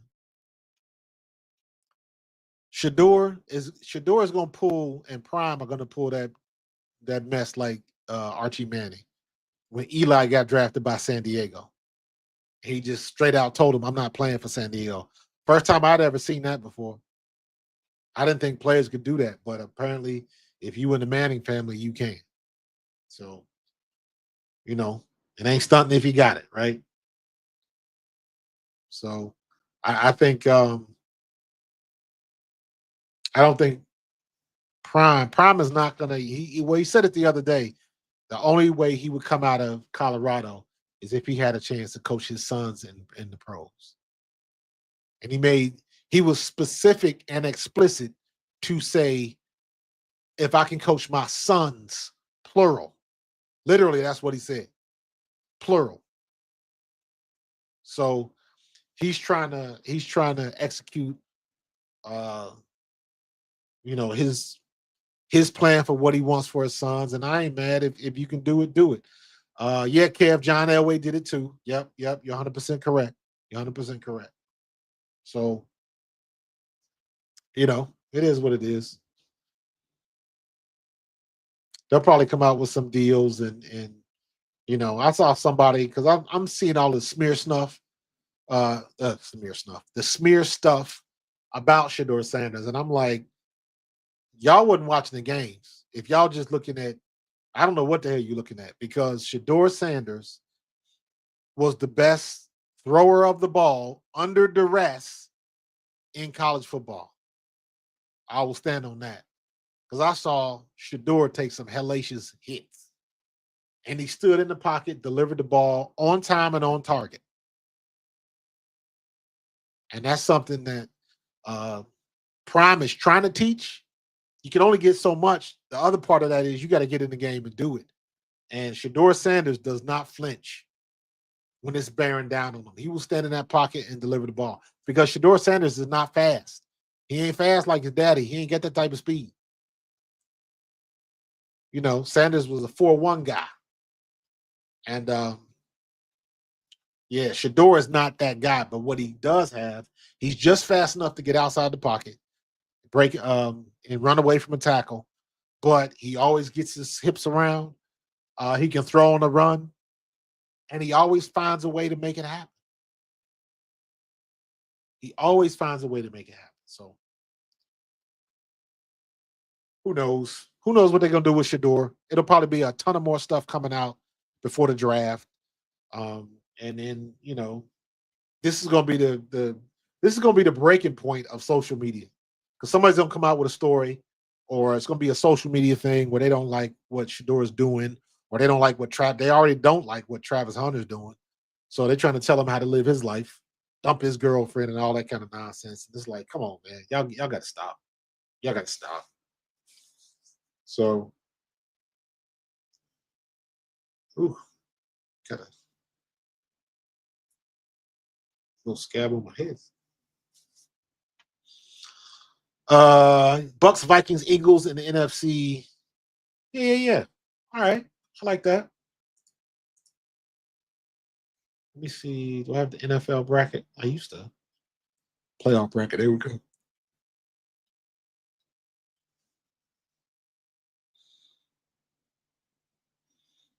So you got the Bucks beating the Commanders, Broncos, Ravens, Chargers in the AFC.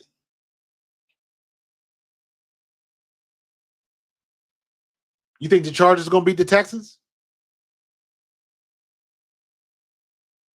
Prime said he bringing back the dry curl. Oh, it looked wet, but it was dry. I love Prime. Love Prime right there. It looked wet, but it was dry. Oh my God. Boy, if he brought that back, that'd be crazy. The dry curl. Folks had all them chemicals in their head, making your hair fall out, do crazy things. Oh my God, that was the 80s for you. That was the 80s. I had one. Yep. When I was little, lived in St. Louis, I had a Jerry curl. Had to sit in that chair for hours. Hated that shit. My mom made me get it. Hated it. I think the Texans doesn't seem to clicking. I have more faith in the Chargers defense. Okay. Okay. I think the Texans gonna beat the Chargers. I think they're gonna beat the Chargers, but that's why they play the game. We'll find out. We shall find out. Is it snowing yet? Probably not. We ain't supposed to snow around here till like 2, 3 in the morning. Broncos over the Bills? No. I'm not buying that. Josh Allen is on the roll. But I tell you what,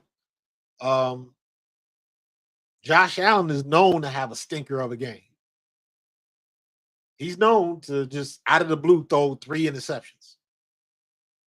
So if anybody was to upset, I think it'll be the Broncos. Because even though I don't like Sean Payton, I can't disrespect him as a coach. He knows what he's doing, and he's got a quarterback that can execute. So the Broncos have a chance. They're playing in Denver. Why are they playing in Denver?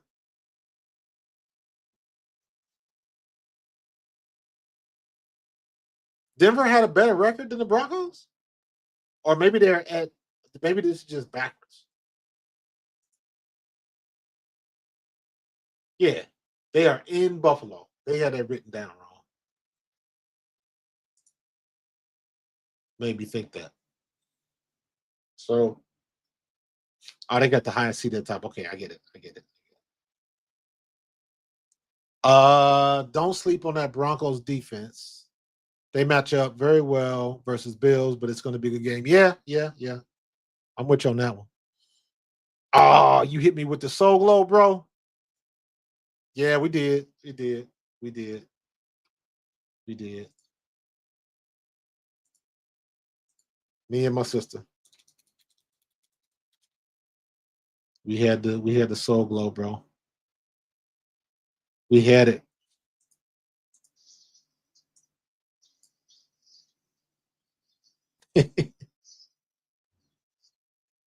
There you go.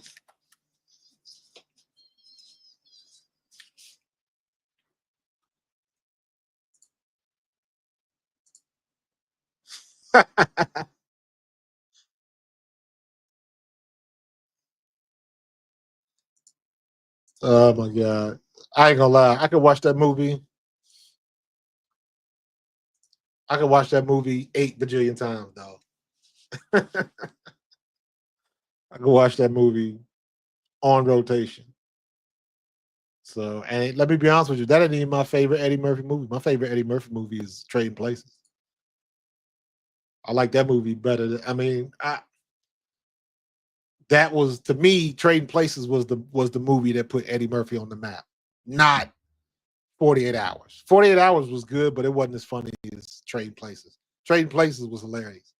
That's when Dan Aykroyd was in his prime, dude.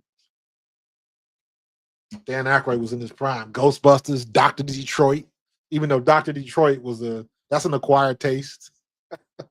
Dude became a pimp. Doctor Detroit. That's one of them movies. Was like, oh, that's one of them good bad movies. But that was a fun movie, man. That's at that time, man. But yeah, man. Trading Places is my favorite, man. Jamie Lee Curtis. Oh, loved it. Loved it, loved it, loved it. Every time the movie comes on, I will stop and watch the whole movie. Fun fact, um, what's his name? From Breaking Bad and School Days. Hector Carlos, no, Giancarlo. Is it Giancarlo Esposito? Giancarlo, that was his first role. He was one of the guys in the jail cell when Eddie Murphy was in there talking about, wait, the bitches got the limo and you know waiting on my bitches to get out of jail. That was Giancarlo Esposito in the jail cell with him. First role on film. Get through there. Get through there. First down. There you go. There you go. But yeah, funny stuff, man. Giancarlo School Days, man. Yo, did you see his commercial with Spike Lee? He did a commercial for, was it Fiat? One of the car commercials. I think it was for Fiat, where the dude stepped on his shoes and he did the whole monologue from Do the Right Thing, where the dude ran over his Jordans. That's famous. Oh, don't throw the pick, dog. You got too greedy, man. Got too greedy.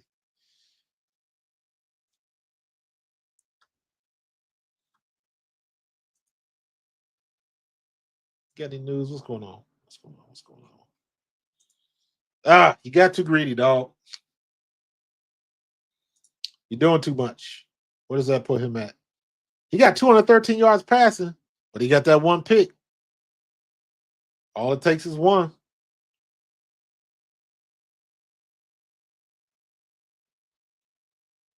Oh, he came from the other side. That's good film study right there. He ain't even see him.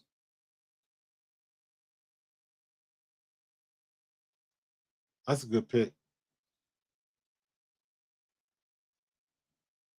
Bobbing and weaving, slipping through there. That's the same play that Ohio State ran, and the dude scored. Okay, they going a little up tempo. Going a little up tempo. All right, Texas. Let's go, Old State. Get off the field, man. Get off the field. Now y'all know the Rams and the Vikings, they are playing in Arizona because of the fires. They're not going to play in LA, obviously. But Arizona, they done tripled the price of the damn tickets. So they taking advantage and they done tripled the price. And then they made them available to Arizona Cardinals season ticket holders before they made them available for the Rams fans. Boy, I tell you what, boy, these damn owners, man, they're gonna take their pound of flesh. And they're gonna cash that check, man. So they're gonna cash their check. That's a damn shame. Get him, get him, get him. Tackle for a loss. There you go, dog. There you go. Third down up. Loss of 2. Let's see what they can do.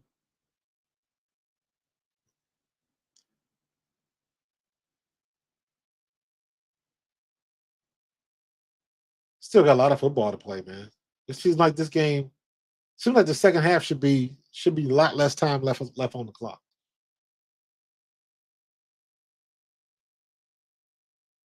Get there, get there.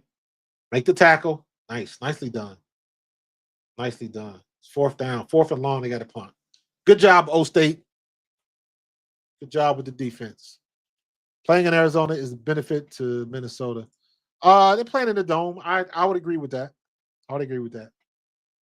But hell, any team that goes to SoFi, the home team is always at a disadvantage because nobody lives in LA. Nobody in LA is from LA. Everybody is a transplant. Everybody's a transplant. So that's how come every time the Eagles play in SoFi, it's a sea of green up in there. It's more Eagles fans than anybody else because you got so many transplants out there. That's why they can't never keep a good fan base out there. Everybody's a transplant. Yeah, Ohio State, man, they turning it on, man. Their defense got to keep it together. We just don't need no injuries, nothing crazy. This kid's getting up, gonna walk off on his own power. Looks like he might be all right.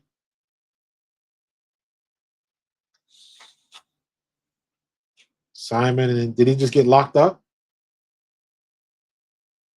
Yeah, they rolled on his ankle a little bit. He all right. Oh, and then the other dude fell on him. That's what it was. Right there. And then the other dude fell on him. This other dude, right there. Bam. And his foot was sitting flat. Yeah, been there, done that, bro. Been there, done that. All right, punt. Get the ball back. Fair catch. Gets the ball on the 13-yard line. That's what we're going to do. Let's go, O State. We need another score to cushion this game a little bit. Let's go. Let's go. I would have thought Ohio State is on another level too, Carlos, until he just threw that pick. And this game is not far from out of hand. Far from out of hand. Now, this might be one of those ones where you win in the ball control, time of possession, you win in all those battles, but it's just not translated to the score. So we'll see what happens. We shall see what happens.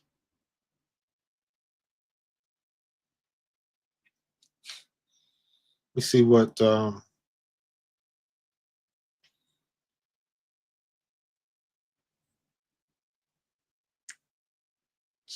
yeah.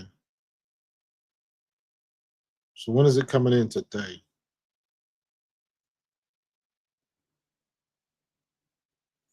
So it looks like about 3 a.m. We supposed to get some snow. I don't know how much we're gonna get, but it's supposed to start around 3 a.m. Doesn't tell me how much.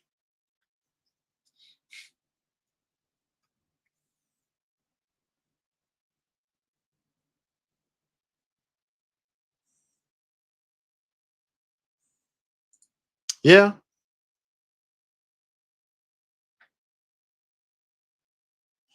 Yeah, I'm going all over the place, Philly man. Uh, we've been talking about the game. We've been talking about the Eagles. We just got finished talking about the Vikings. Wherever you want to go, man. You got something you want to talk about? Hit me up, man. I even dropped the link in the chat, but everybody's scared to get on the mic. So I'll drop it again though. Maybe somebody will try to be brave.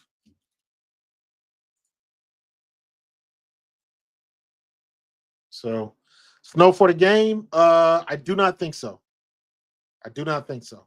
Um, let me see. Sunday now.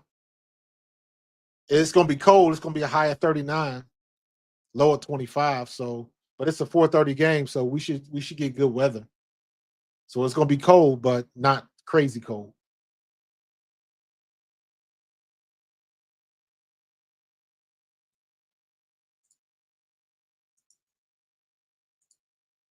Nice, Cody K. Just got home.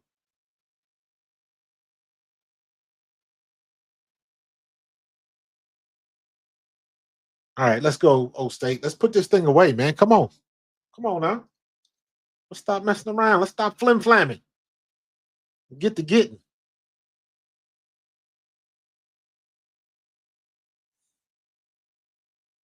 Yeah, it's always a good time for the Kelly Greens. You know what? I heard they was gonna wear their blacks though. I don't know. I don't know what they're gonna do. That's a big deal. I don't never worry about that too much. I see Carlos jumping on the mic. Hold on, Carlos. Don't go nowhere. Give me one sec. Let me switch up real quick. Go to a tight corner shot and see what we got. Mr. All right, Thomas, how you doing, brother? what's going on, man? Ain't nothing, just over here enjoying the game like everybody else, chilling on a live stream. What's good, baby? Not much, man. Not much, man. We hitting everything. Talking about my Eagles. I had Oh planned yeah. on even talking about my Bengals a little bit tonight, man. But they ain't in the playoffs though. But there you go. Yeah, man. I got a homie that lives right at the border of like Ohio, Kentucky. He's a Oh, that's where huge I'm from, Cincinnati man. Bengals fan. Yeah, man. That's where You're I'm you're from, boy. from where? Kentucky? I'm born and raised in Cincinnati, man. Okay, okay. I got Yeah, family out in Ohio, out in Cleveland, so yeah, I've been there a few times. I've never been to yeah, Cincinnati, but I've been to Ohio, so yeah, it's like a yeah, second man. home to me. Born and raised in Cincinnati. Went to school just across the bridge to Eastern Kentucky. I graduated from EKU. So yeah, Mm. that's my stomping ground down there, man. Oh man, that's cool, man. Yeah, I'm thinking about visiting my friend out there in Kentucky. He been asking me for a while. He's like, come down to Kentucky, bro. Yeah, I'm like, man. all right, Go I'm down gonna there and come get you down some to Kentucky. skyline chili. I need that gas station barbecue. Oh yeah. Get that barbecue, get Dude, you that get that you some UDF, get you some skyline oh my chili, get god. you some La Rosa's pizza. You good. Oh man. You good. My What's brother up, actually K he just Sap? came back. My brother actually just came back up from down south somewhere too. Like, and he just experienced Bucky's for the first time. He was like, oh my God. He's like, I need to come back. He said they need to Yeah, bring a yeah. Bucky's up here to Philly. What's Shoot. up, K Sap? Appreciate the $5 super chat, brother. You already know, bro. Okay. Appreciate you. Yeah, Bucky's is Yeah. man. If we'd had Bucky's when I was in college, Lord have mercy. They got one like right in Richmond, Kentucky, where I went to school now. Bucky's is like a Oh, Walmart with barbecue and a gas station out front. yeah, that's what he told me. He told me, bro, he's like, man, I went and got me a barbecue sandwich, some sandals. Oh, he said, man, I was good for the whole trip. I had to go nowhere. Man, I'm Bucky's like, is on a oh whole nother man. level, man. Whole nother level. Oh But man. like up I here, definitely don't. like I'm in South Jersey, so we got Wawa and we got Royal Farms. Um, Mhm. and that's it. Wawa is king up here, man. But Yeah, I'm in Wawa is Philly. not a Wawa's not a big. They didn't got the barbecue in the department store in there like Bucky's That's do. the thing up. That's the thing up here, man. We got people who can barbecue, but they ain't. That's the thing that down south, boy, they got that barbecue on lock. Yeah, That's not even it's not a even different a level than contest, that. And boys. I'm a barbecue nerd, bro. So um, I be watching videos on like Facebook and YouTube sometimes, seeing these dudes barbecue. I'm like, oh my god, I need to go down there. There's this bro. one guy. He's a cook, but he does like big catering jobs. Yeah, So he made his own kind of like deep fryer, right? Where it was like a I big grate. Like I'm talking I about, know he I a know whole exactly who you're bunch of talking chicken. about. Yo, dude, I was like, oh my god, when he pulled that Yeah, chicken out from that grease, I said, Lord Jesus. So let me get yeah, some of that. man. I'm one of them dudes that's I'll be up 20 hours cooking a brisket, cooking a 20-pound brisket, all of that type of stuff, man. Yeah, I'm one of them I dudes, actually man. had. Yeah. My brother had, again. My brother, he used to play like he's a musician, so he used to play for Lauryn Hill for about 5 years for as a bassist. So he traveled around the country, around the world, right? Oh, he went So everywhere, but was never on time, huh? oh my God, dude. I listen, I've met her, right? She's the sweetest woman. She's cool as hell. But when Yeah. I tell you I went to two of the concerts, brother, that DJ, he's earning his money. He's up there mixing for like 2 hours. I know his arms were hurting. Boy, that's But crazy. that's the first time I had ate brisket because he had came up from What? Texas. He's like, yo, bro. He's like, could we? I mean, up in Philly, like you know, like we ain't really known for that. We, you know what I mean, we known for like we eat Nah. ribs up here, chicken, but like all that Oh, deep stuff, bro. they y'all known for that down there. You know what I'm saying? Like Man. brisket isn't Brisket really is known up here unless you like. brisket is my jam, bro. I will cook a brisket every time I get a shot. Every time I get a chance, I Oh will cook man, that brisket on there. That's my jam, bro. Every time I cook we brisket, went my to his wife get on the house. phone and call all her Ooh, cousins and stuff, and they come over. I don't have oh my people ask God, me to cook brisket. I love brisket, bro. the burnt Love ends and it. all that. I was eating Yes, all of sir. that, and my brother had like a specialized little I guess steamer, whatever you call it, cooker for Smoker, the smoker. brisket. Oh, the Yeah, smoker. Oh my God, yeah. man! When he pulled that thing out, Yes, sir. I fell in love, man. I fell in love. But I want to ask you something. You was talking about Sure. college. I want to ask you something. What's your thoughts on these these kids with this NIL deals and all that stuff? What's your thoughts on that as far as like college? Like what's the gifts and what's the curses in your mind? Well, the curses is Benefits or you got a lot of young people with a lot access to a lot of money, mm-hmm. and you got grown people that don't know how to handle that. So, what you think a kid is going to do? But be a Mm-hmm. kid. Now, having said that, I blame this wholeheartedly and specifically on the NCAA. Yeah, This is all the yeah, NCAA's fault yeah. because they try to sell us that student athletes crap, and these kids are making. I went to Eastern Kentucky, which wasn't a big school, but when I was there, it was number 40 jerseys everywhere in school, Mm, and they recoup all of that money. That's name, image, likeness. Didn't nobody else wear number yeah. 40? Wasn't nobody else Mm-hmm. buying number 40 jerseys until I got there. So they making money off of our backs, and it was illegal for athletes to do anything else. You couldn't work. You couldn't, if you was on scholarship, you couldn't work. You couldn't nobody give you Yeah, money. you guys Everything couldn't do was under the nothing. table. And this is what they get because they were so it was two stories that really I was like, screw the NCAA. One was if you go way back, and I believe it was Rick Majerus. He was a coach. He was the basketball coach at Utah, I think. Mm-hmm. Mm-hmm. And he took a recruit. He took a recruit out, and on his recruiting trip, he bought the kid a pizza. They stopped at a local Yeah, I place. heard about that. Yeah, they had a pizza talking about recruiting and stuff like that, and he paid for it. And they Mm-hmm. penalized them for it because they said it was Mm-hmm. illegal. And then the other Basically, it's one was legalized now. well, yeah, but it's like, come on, man, you got to use common sense at some point in time. Yeah, And then the other one was yeah. Jeremy It's like Bloom. Jeremy Bloom, he played for the Eagles I for remember a hot David Bloom. second, but The he was kickoff he was return. from Colorado, Mm-hmm. but he was also Speedster. Yeah. he was an Olympic mogul skier, A track. Yeah, yeah, and yeah. There you and go. he was getting endorsements to fund his Olympic skiing stuff, and the NCAA made him give it up. And I was like, That's man, y'all crazy though, y'all man. full of shit. I was like, and after that, I Because was like like, now it's like because now it's just they're just giving it to the highest bidder. They're just signing to the highest bidder. It's like whoever gives them the most money. That's why the right, transfer portal is so crazy now. exactly, I exactly. I see dudes changing colleges like every year. It's like, damn, brother. Like there's this one guy, he just finished college. He was played 9 years, I think. Yeah, yeah. Yeah, I I'm know like, exactly what you're what? talking about. I just saw that story. Ninth year senior or something like Man. that.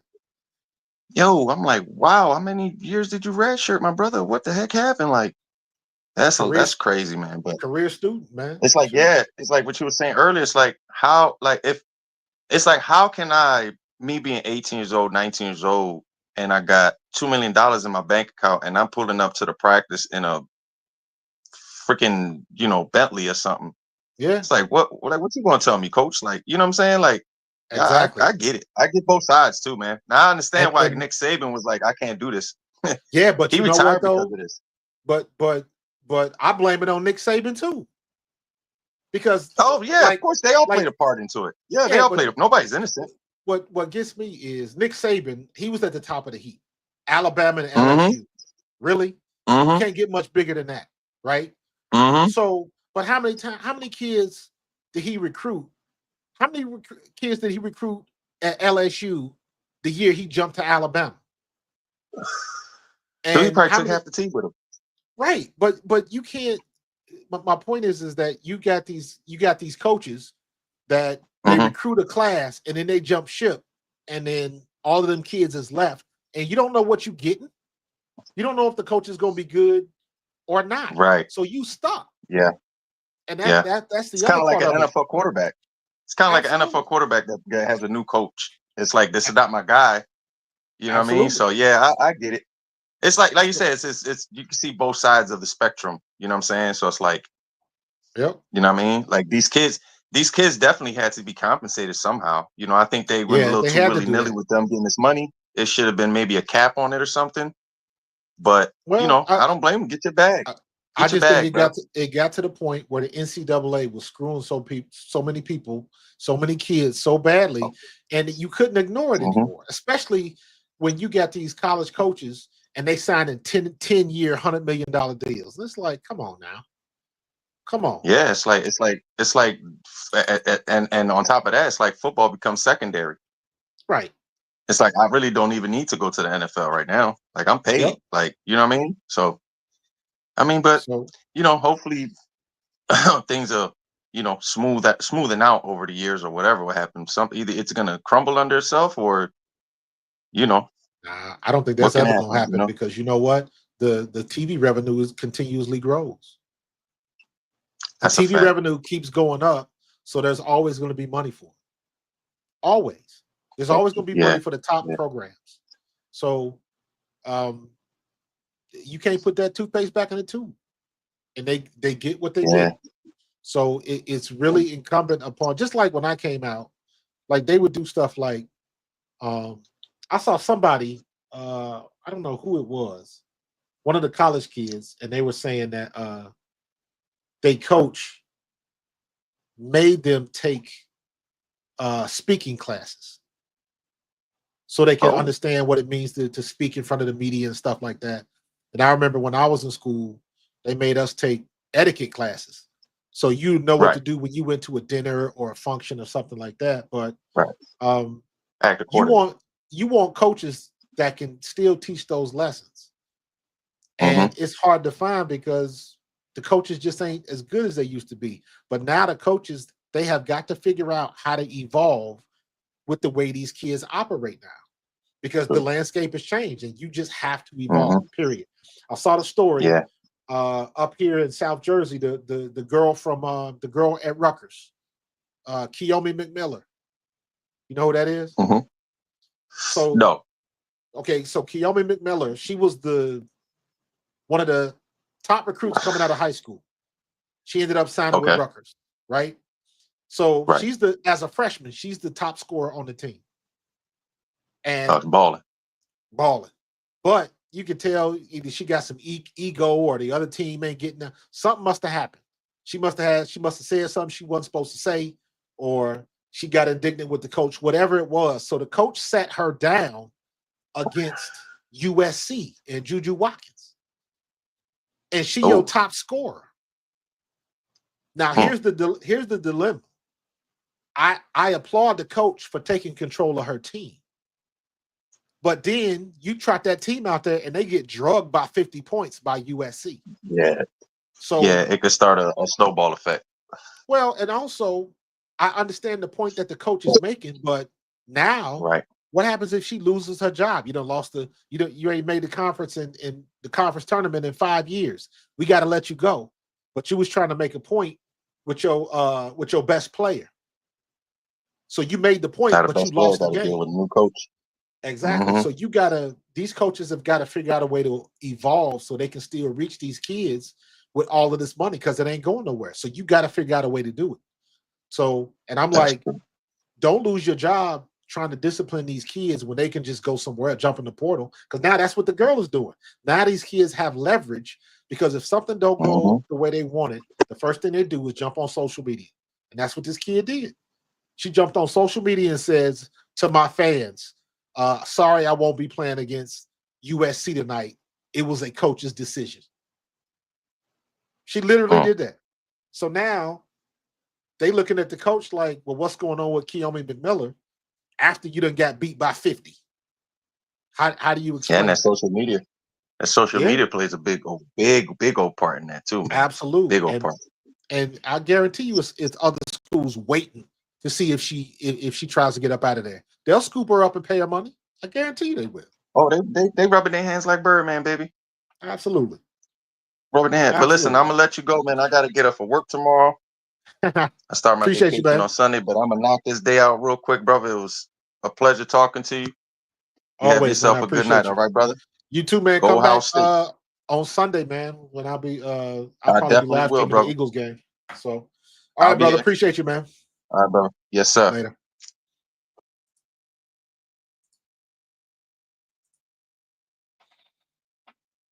Yep. I saw that, Kev, when I was talking to Carlos, man. Texas tied it up. I saw that pass.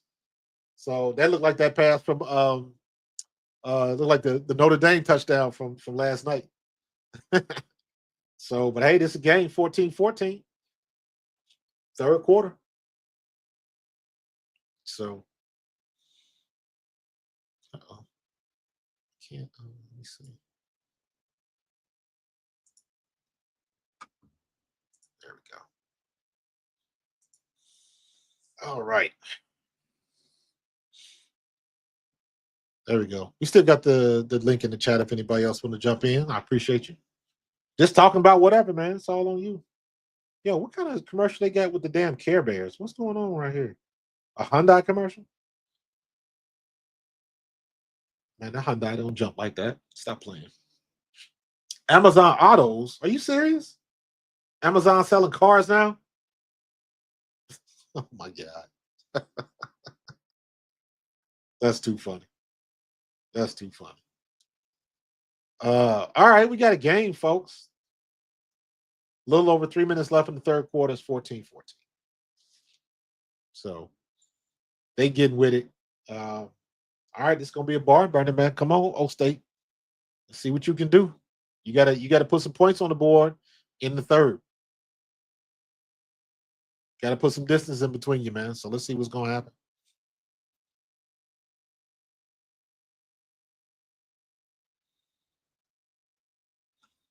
So and just so y'all know, when Carlos jumped on, you notice he didn't have his camera on.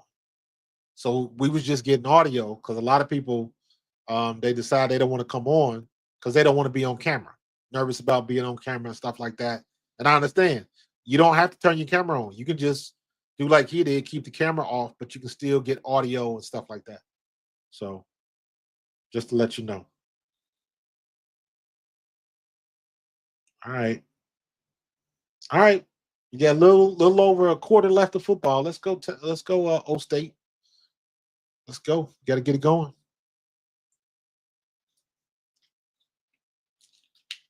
Ooh, man, I had some Puerto Rican food today. It was so good.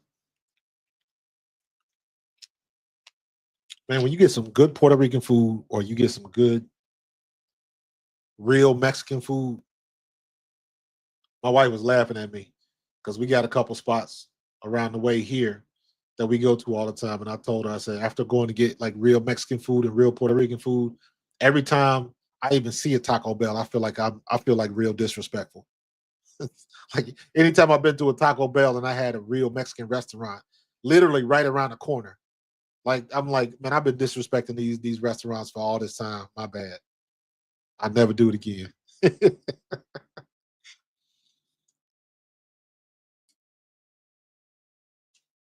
Ugh. Whew, hurt my ears on that one.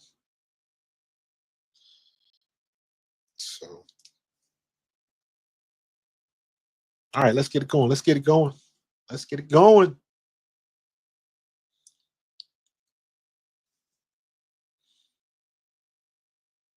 Yeah, man. A good Jamaican spot. What? Man, that's what I want to get, man. I want to find there's a place down the street that they do red snapper. Man, and yep. At the Cherry Hill Mall? You talking about the Cherry Hill Mall? There's a Jamaican place. I'm assuming you're talking about Cherry Hill. If you up in this area, but I don't know a Jamaican place. I might have to look that one up, dude. You gonna have to give me that name, bro. I'm gonna look that one up for sure. I'm gonna tell my grandson to go up there. Yeah, find out the name of that place, man. Let me know. There's a place down here. It's called Shay Shay's. That I'm gonna have to hit them up. Maybe I'll get that on Sunday. I don't know. Maybe I have to get that.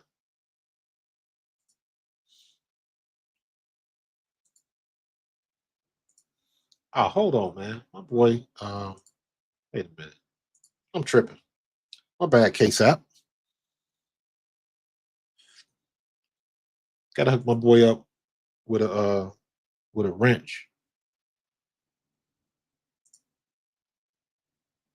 You getting too busy and you be forgetting. There we go. And there we go. There we go. Gotta get that down. Case app on the squad. The small shopping center on 38, right before the new Wawa on 38. I'm about to look that one up, dude. I know what you're talking about, but I don't. Um, I mean, we was just me and my wife went up to Eddie V's and ate up there. It was in December. It was our birthday. Her birthday. Trappix. Oh, bro, you already know. I'm gonna look this up on Google Maps, but we about to go right to that. Trappix. I'm gonna have to look that up, man. Hold on. Hold on.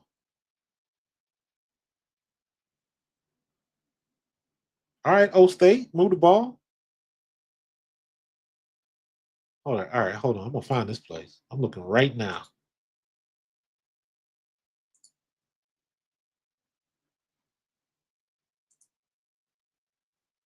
I'm looking right now. Where you go, Maps? Trappix.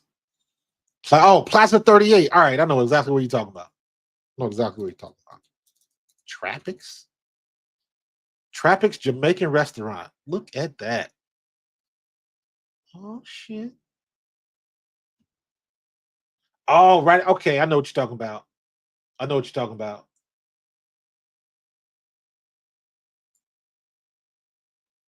All right, you talking about okay, that's the east side. Gotcha. Gotcha.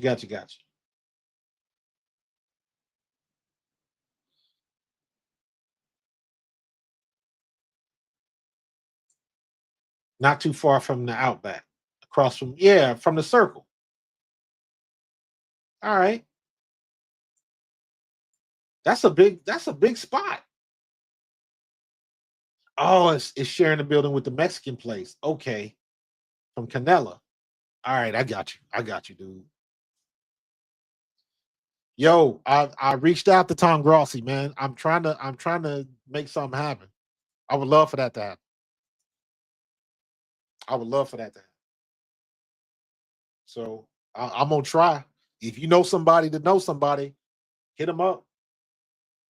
I'm glad you reminded me too. I meant to send them some earlier and just forgot. Um, Matter of fact, I'm sending something on Twitter right now. Yep. All right, 2nd and 20. Come on with the penalties, Old State. Shit. Tom Grossi comedy. Yep. Since the pack are at the link.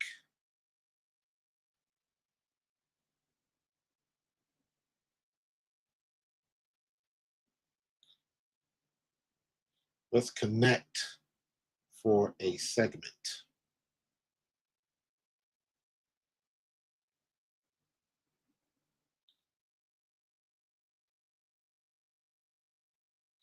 There we go. Yeah, man. I want them to raid my channel again. Shoot. That was fun, man.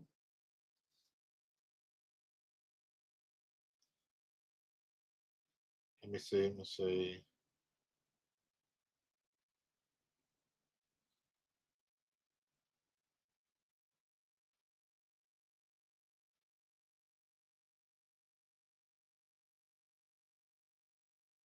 There we go. We'll see. All right. Hey. Shot my shot. Shot my shot. That was a bad pump by O State, too.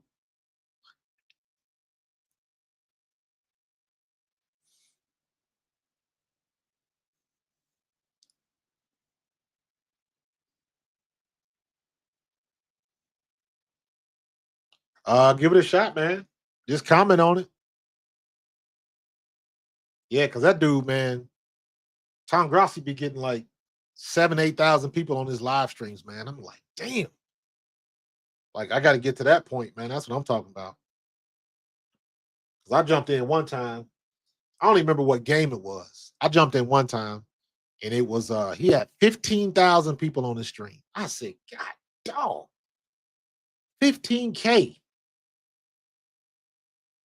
Oh, good tackle, dog. Great tackle.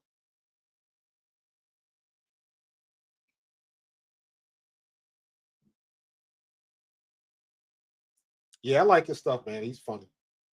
He's funny. So I'm part of the pack cast. So a lot of times I'll turn them on and listen to them. You got to make that tackle, dog. 3rd down, 3rd and long. So yeah, man, I want to see it, man. You know what? I thought about doing that because I'm an old school gamer, man. But the last like real game I was playing was Destiny.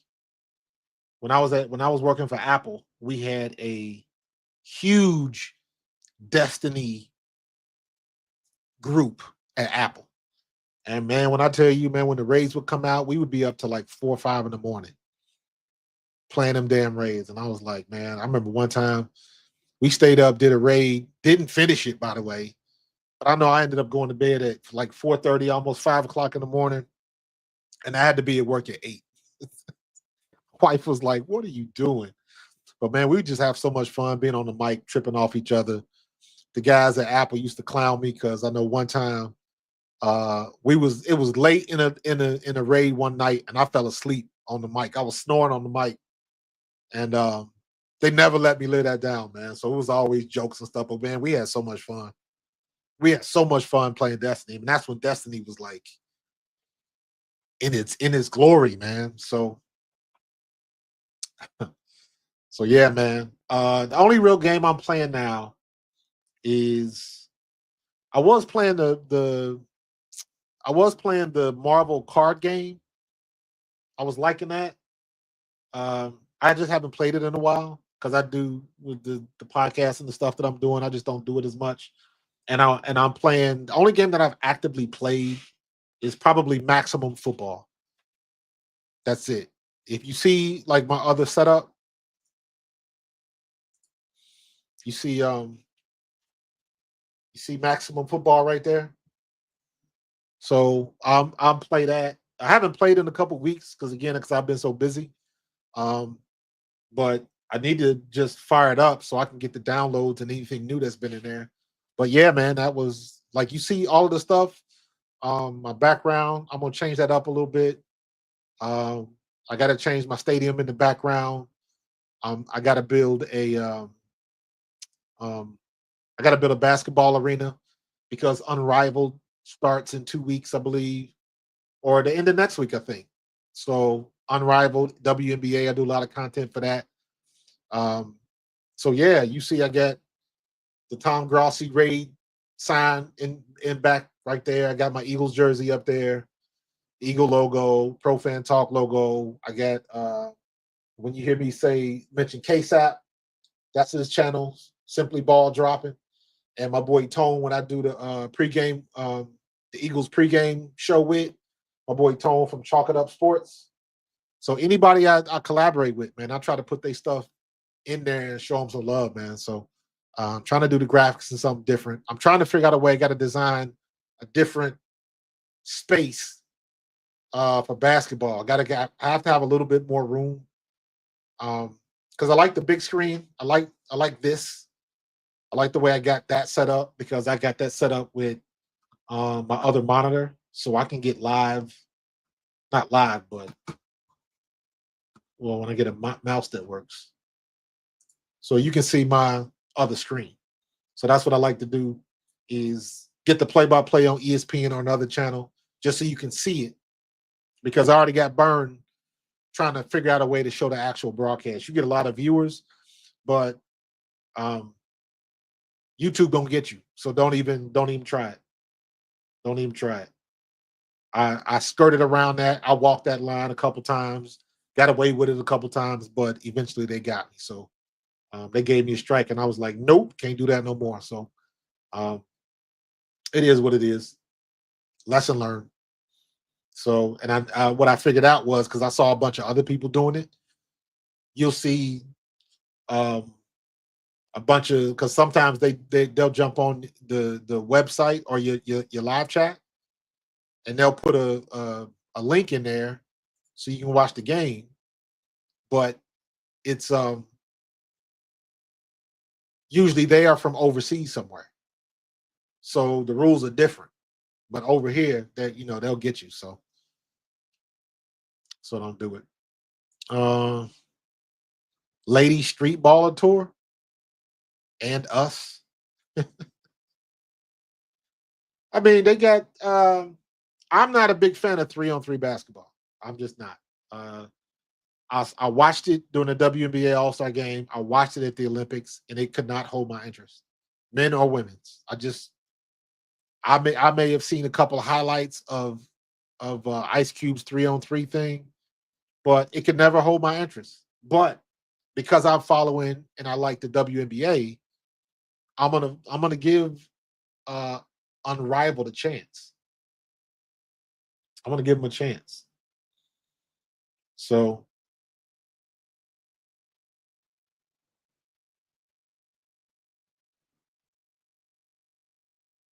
they got the pass interference on Texas.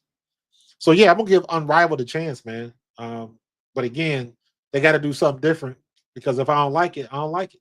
I'll just let it go. But they doing the marketing right. They doing, they got that social media thing right. Did you see my earlier comments about Sabali? No, I know she's not going back to Dallas, and the rumor is they thinking that she might go to either Chicago or Indiana. So, oh snap! My nephew is playing in Indonesia, Indonesian basketball league. He done been to Indonesia twice. He done been to Brazil. He done been to Argentina, playing overseas, and now he's back in Indonesia. And his first game is tomorrow at 6 a.m. Okay, gotcha. Now, am I gonna wake up at 6 a.m. to see him play? Possibly. Will I live stream it? Possibly. I don't know. But Kev, I missed that comment. What did you say about Sabally? I missed it. I'm trying to find it. But what did you say?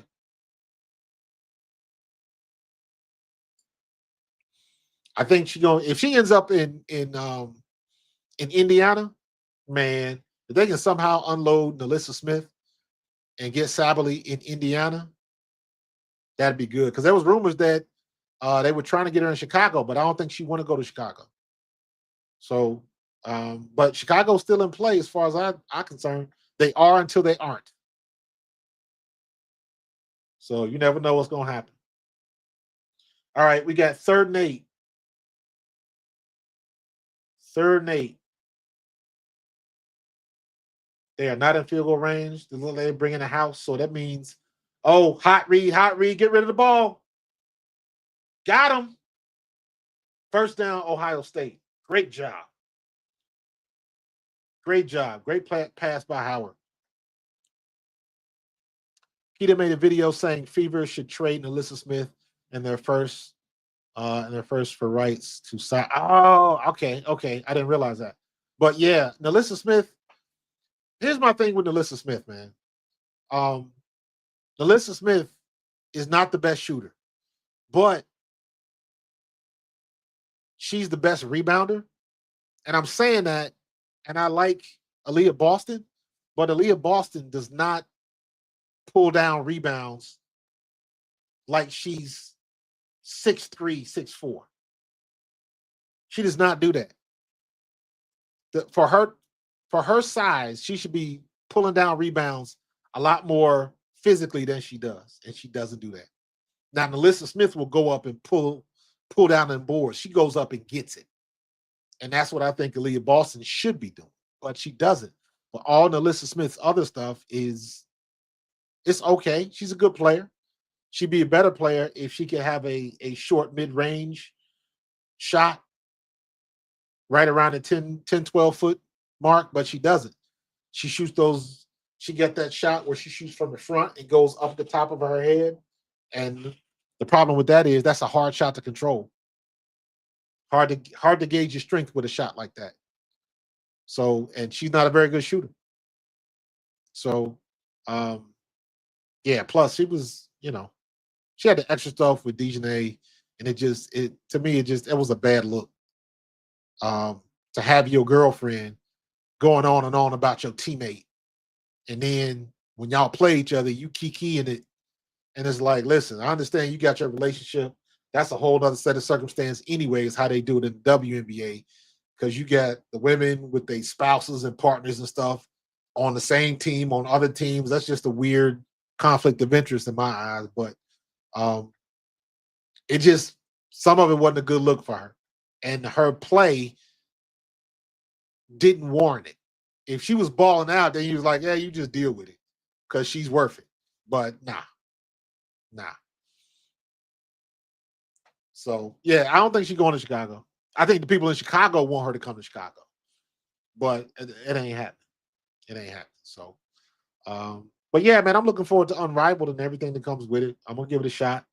I'm going to pay attention. I'm going to buy some merch. I'm going to support all that type of good stuff. I still got to get me like an Indiana Fever golf shirt or a hat or something because that's my team. Been watching Indiana Fever for a while, not because of Caden Clark, but because of Kelsey Mitchell. Kelsey Mitchell, her father was a good friend of mine and my frat brother who passed away unexpectedly last year. Rest in peace, Big Mark. So I've been following Kelsey Mitchell for a minute. So before I was even a Indiana Fever fan, I didn't even watch the WNBA. I would watch Kelsey. I would watch her for a little bit, and then that was it. So, yeah, I wouldn't even call me a WNBA fan. I was a Kelsey Mitchell fan. And then after, then I started watching when I watched the 22 and 23 NCAA women's tournament in the years. 22, I watched the tournament when LSU beat Iowa. 23, I watched the season and Dawn Staley and what she did with her being from Philly and all. So I was more invested, and then of course I just followed it in the the WNBA, the draft, and all that kind of stuff. So last year I was a rookie fan. So this year I'm a little bit more seasoned. I can rattle off names and all that kind of good stuff. So I consider myself educated in the WNBA. I see you getting that first down, young fella. Dip your shoulder. All right, number one. That's what I'm talking about. Quinshawn Judkins. His names, boy. Stop doing that, man. Look at, bro. See what you hit. Keep your head up. Both of y'all. If you running the ball, if you making a tackle, see what you hit. Stop dropping your head. That's the easiest way to get a concussion. Damn. You knock your damn self out of the games.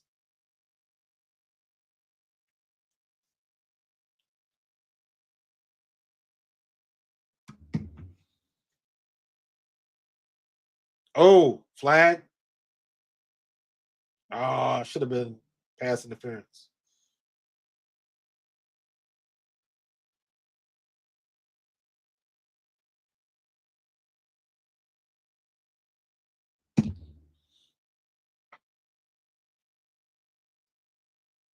Oh, they get it wasn't catch the ball anyways. All right. Second and 10, let's go. Right there. Check down. Get north and south, man. Don't go sideways. Just split the defenders. You should have got it should be 3rd and 2. Come on. It should be 3rd and 2. Split the defenders, man. You ain't got enough time to go around. Daggone it. 3rd and 4. Come on. Are we in field goal range? Let's go. If they bring in the house, go look for the middle. Drag across the middle. It's going to be open. Move Henderson out. Motion him out. Are they going to do that? Oh, come on. Really? Come on, Old State. Shooting yourself in the foot. Damn it. Come on. Got to be better than that, bro. Got to be better than that. Come on. Now you got to get damn near 10 yards. 3rd and 9.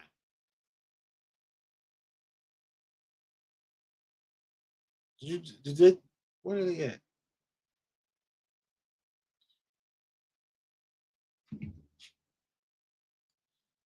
Yes, for the team, or where you can watch the game.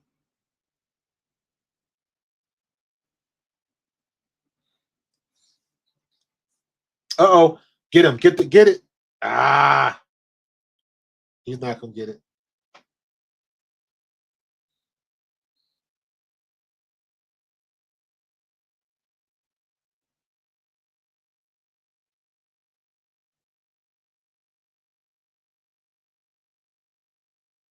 Not gonna get it. Daggone it.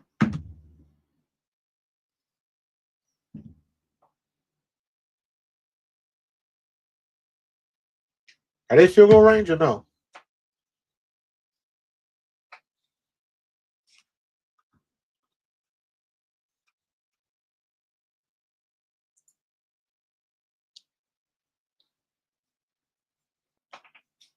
Timeout, Texas. All right, what you gonna do? 4th and 3. What just happened? Did they get it back? All right, we'll see what they're gonna do. This is big. Still got a lot of football to play, but this is a big down. This is a big down.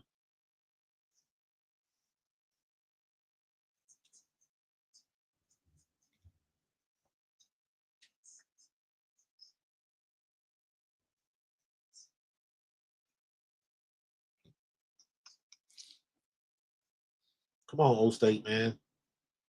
Y'all was in control for a minute. Let's get this back.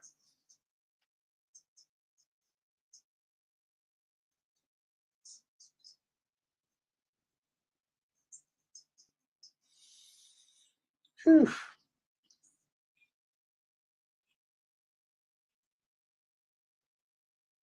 All right, let's go. Let's go.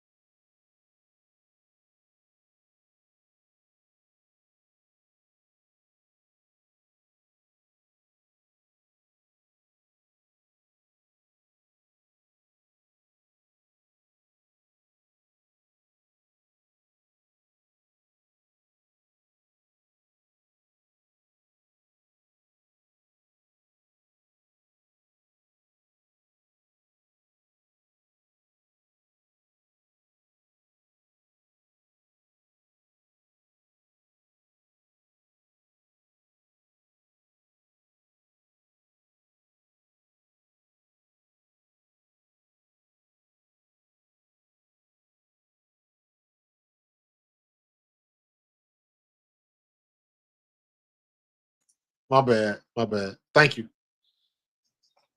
Every time I hit this,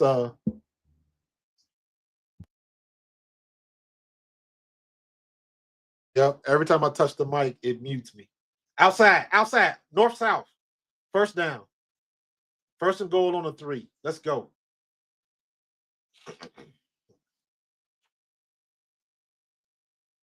Clock, tick, tick, tick, tick, tick, tick, tick, tick, tick, tick, tick. Let's go.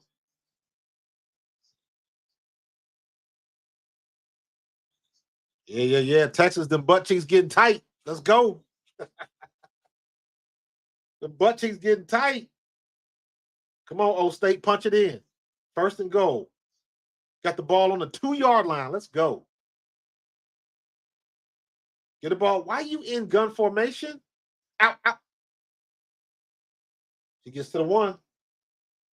He gets to the 1. Run the same play to the other side. Run the same exact play to the other side.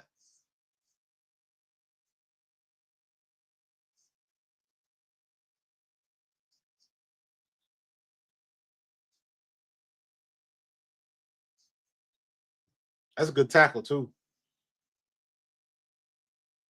Run the same play to the other side. Let's go. Keep it on the ground or go pistol formation. There you go. There you go. Let's go old school. Smash mouth. Boom. Woo-hoo. There you go, baby. That's smash mouth football. I formation, fullback in there.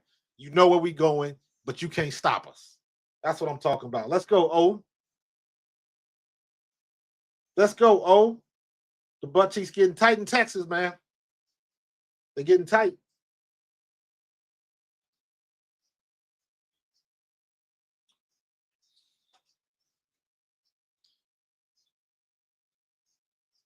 Nicely done. Good drive. Good drive. Good drive. How much 4:18. That's a 4-minute 18-second drive. They needed that.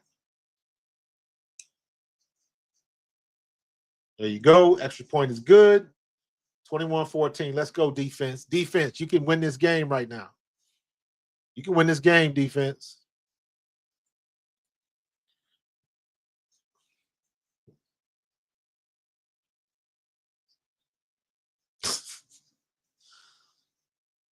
Yeah, you got Daniel Jones, dog. Daniel Jones, they showing that. There it is. Smash mouth football. Get right through the gap. Split the defenders. Kept your feet moving. There you go. There you go.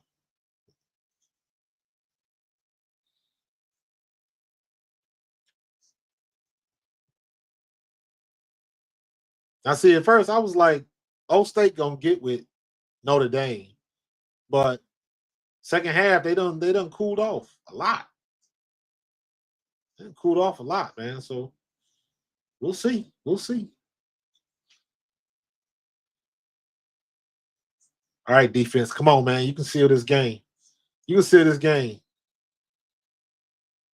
You need a turnover. Need a turnover right now.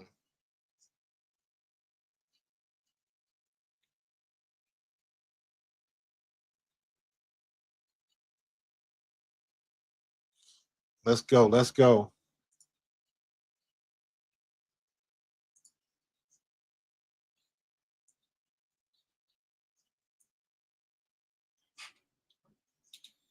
Let's go.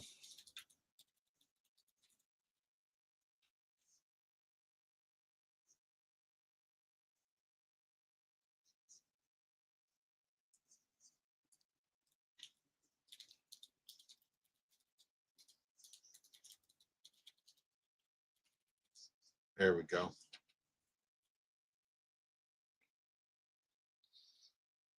Second and 2. They're gonna run it. Outside, outside. Ah, you got to make that tackle, man. Damn, you had him for a loss. Got to make that tackle. He beat you around the corner. Good run by 23. Little scat back action. Come on, defense. Defense wins championship, y'all.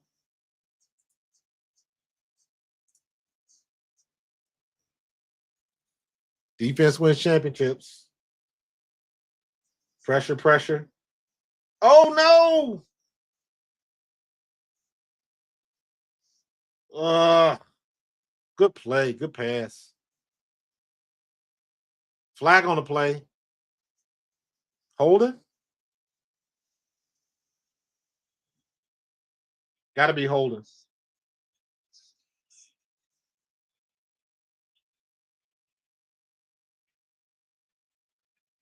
Unsportsmanlike conduct on who? What did he? What? They called unsportsmanlike on that. Good play call.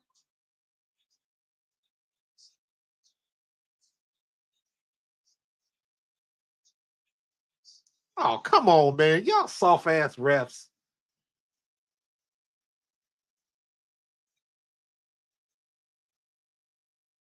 Y'all soft ass refs. That was the pass that was unsportsmanlike. Get the hell out of here. Ooh, good pass pattern.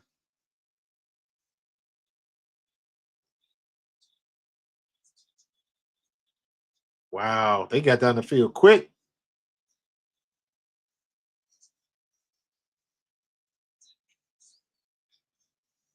Oh, it's getting tight. You get down to 5-minute mark. Come on, O State. That defense, you got to hold. This is it. If you hold them, y'all probably got the game right here. If you can hold, if your defense can hold, you get. Come on now.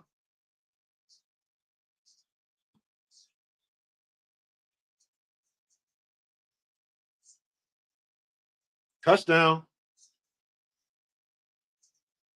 Nope, out of bounds. Let me what's game? What's the game?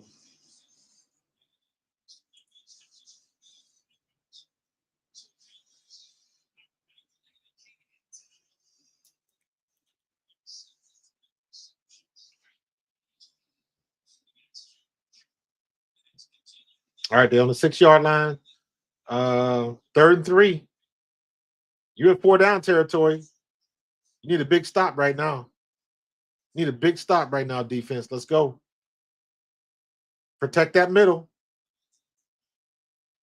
They throwing left. They watch it. Get him. Oh, come on with the flag.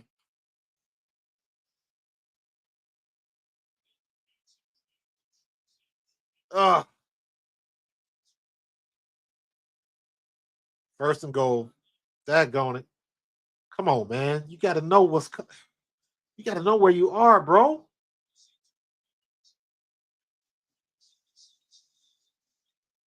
Why you grab? You had help. Why did you grab? You had help. Why the hell would you grab him? Golly, man. Can this defense hold another 4 downs? I don't think so.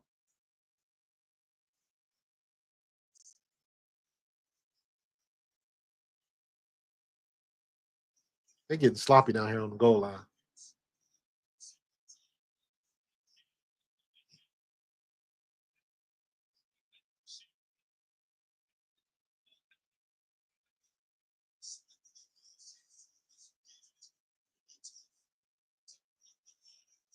Oh, come on, man.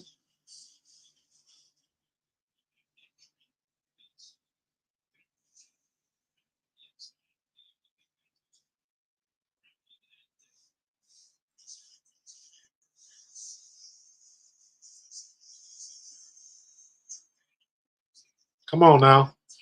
Man, they on the 1-yard line. No. Didn't get it. That's a loss of 1.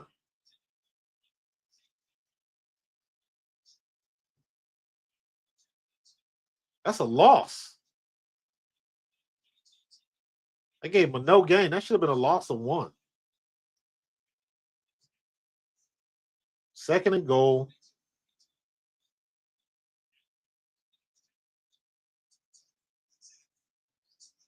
Can they get a goal line stand down here? That would be huge. Second and goal. They moved them back a little bit. They on a 1.1 yard line. Pitch out. Get him. Make the tackle. Make the tackle. Got him. 4-yard loss. Huge.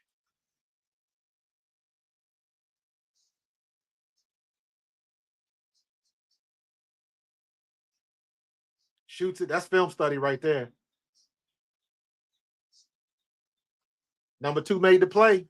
He didn't make the tackle, but he made the play.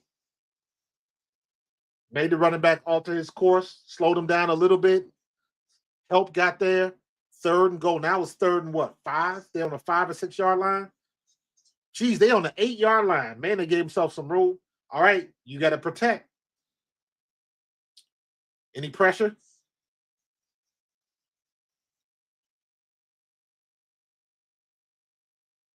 Wow, let's go. This goal line stand is going to be huge. Are they going for it? Are they going for it? They're going for it. Texas is going for it. Come on, y'all need one play. Old State defense, you got to be good on one play. This play right here.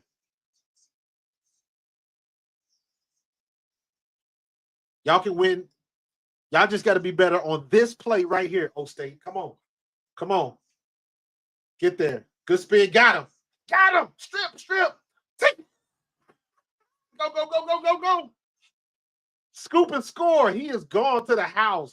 Wow. Are you kidding me? The dagger in the heart right there, man. Oh, yes. Let's go. Old State.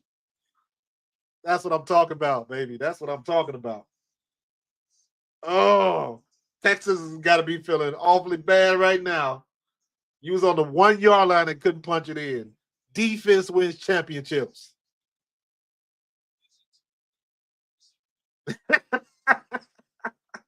Got his hands in his head.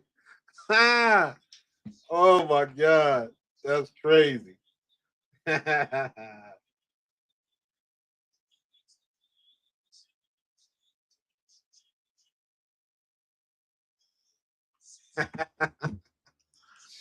Let's go. Let's go, Old State. High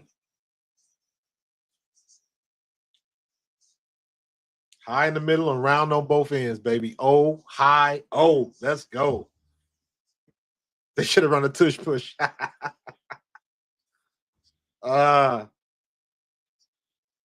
go. Got him. Strip sack. Scuba score. Run, young man, run. Rumble, young man, rumble. To the house.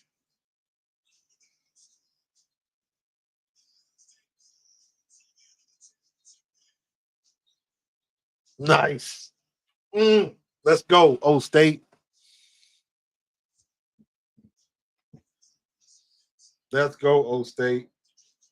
Let's see all people, some of my frat brothers and people from my college track team chiming in. That's what I'm talking about.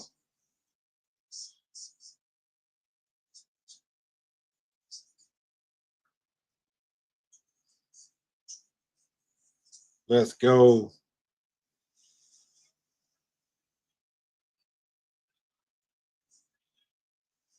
Nice.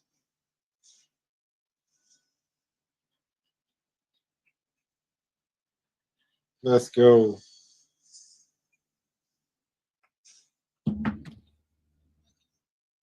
Let's go. That's how you end the game. Was on the ball, had the ball on the 1-yard line, couldn't punch it in, y'all. Could not punch it in.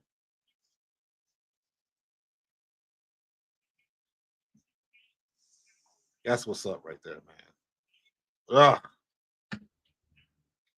Oh my God. What an ending. What an ending, man. What an ending. Oh my God. All right. Again.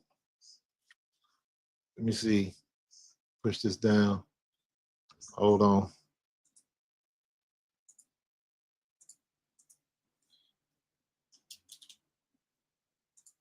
So show anybody want to come on, talk about the ending of this game, man. You're more than welcome. Click that link. I'm gonna get you on the mic, get you on the camera. You don't have to be on camera. You can just have your mic on. You don't have to be on camera if you don't want, man. But yeah, I got thoughts on this game. That's what I'm talking about. That's what I'm talking about, man. Oh my goodness. The link is in the chat if you want to jump in. 28-14. Got some breathing room. Got some breathing room. Let's go, O State. 83-yard fumble return, Jaden Fielding. Or Jack Sawyer, I'm sorry. Jack Sawyer, 83-yard. And he get the sacks too, doesn't he? He gets the scoop and score. He gets counted for the sack and the score. Oh my God, man. He is gonna be the hero in Columbus. For sure.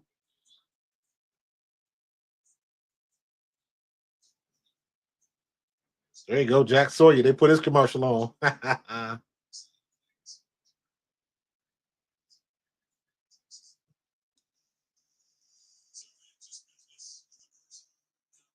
Wow, got him.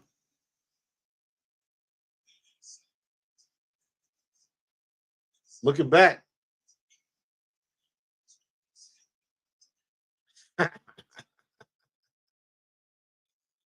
That's crazy.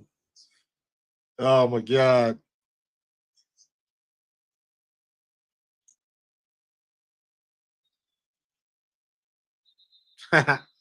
Somebody in my chat putting on Michigan stuff. They couldn't beat us. Couldn't beat Michigan. Well, they about to win the national title. So guess what? I think that makes them even. I'll take the title over beating Michigan any day. So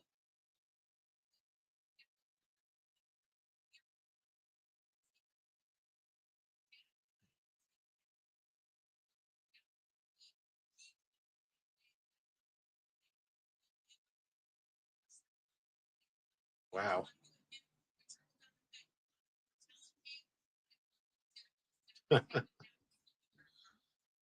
Oh my God. Got him.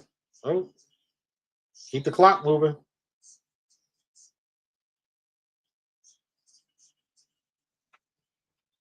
Oh my God, that was crazy. What an ending, man. 2 minutes, 2-minute warning.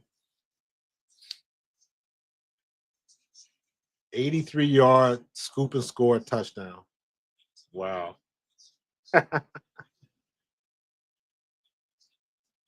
Look at Nicole with the ND. Oh my goodness.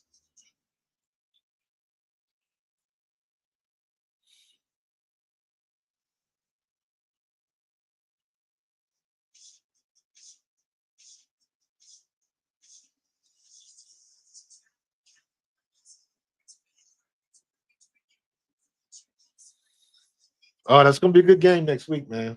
Gonna be a good game next week for sure.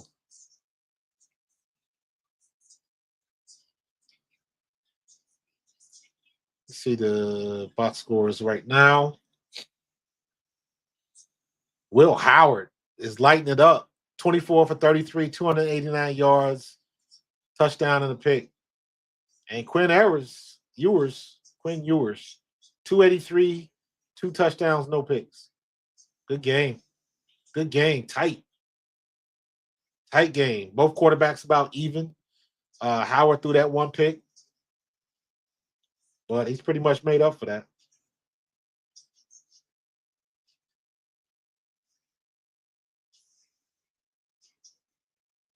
Nobody's had a really good running game. They had Arch Manning in there on 1 play. He ran for 8 yards. Quintrevion Wisner. Man, I got to say that name like 8 times. Quintrevion Wisner. That's straight up Key and Peele stuff.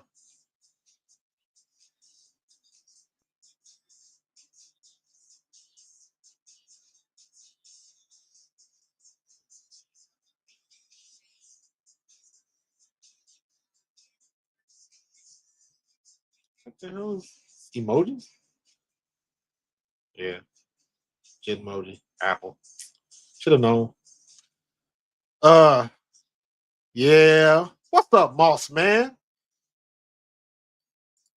My dude finally made it through. Moss, you want to jump on the mic? Click on the link, bro. Above you if you want to.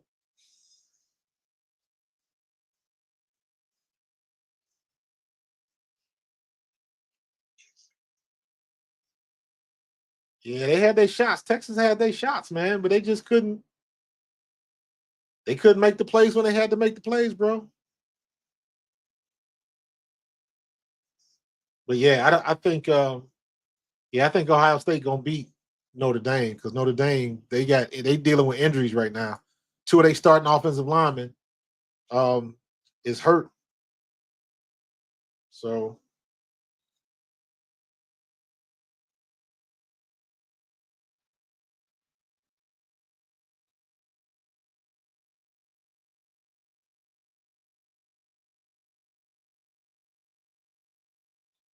mm,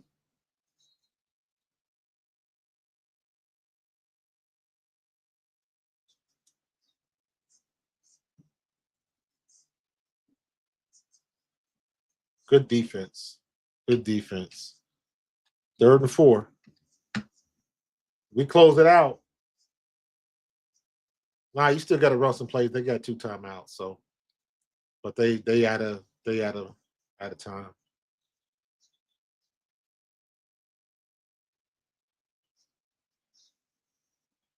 Appreciate you, man. It's all good, Moss. It's all good, bro. I know you got the new one in there.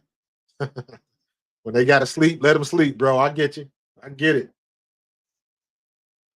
Pick. Get out, get out, get out. There you go. That's a wrap. That's a wrap. Old State going to the Natty. Old State, Notre Dame. Who would have thought that? Who saw that coming?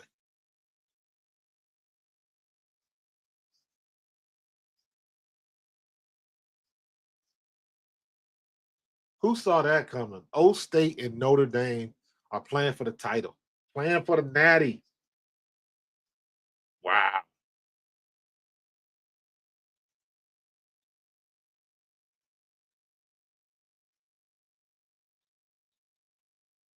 That's crazy.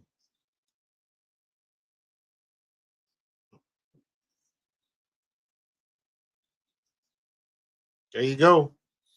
That's a wrap right there.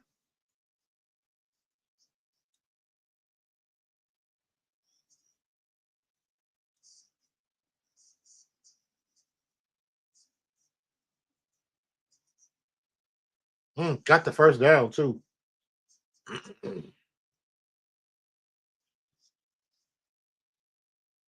ain't going to use the timeout. Hey, you trying to force it, dog. That's why they make mistakes like that sometimes. So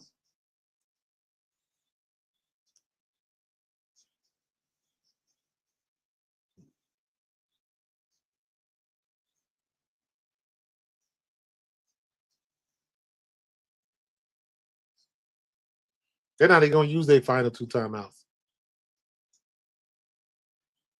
I like that ace formation. They did their tush push. The Buckeye bump, whatever you want to call it. I just made that up. Give me all the credit. That's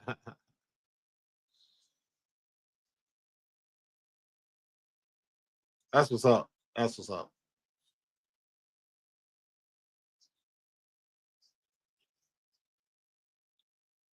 Shout out to my man, Alan DeGraffenreid Reed from my high school that played at Ohio State. We were teammates in Scotland.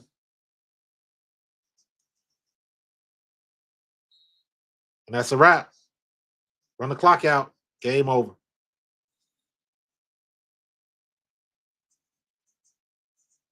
Game over. Got it done, man. Old State got it done, man. That's how you win. Defense wins championships. Good game. Good game. Both teams had opportunities.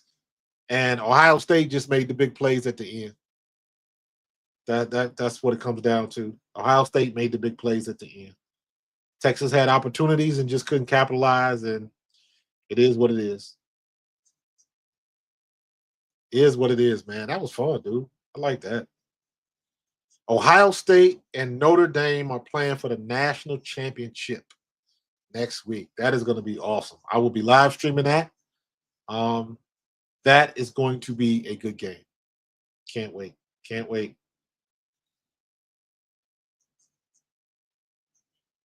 That is crazy. Great game, man. That was fun to watch. Good game. All the games did not disappoint this weekend, man. The games did not disappoint. So now we're just gonna see going transition into the pro game tomorrow. Or are any games tomorrow? Let me see.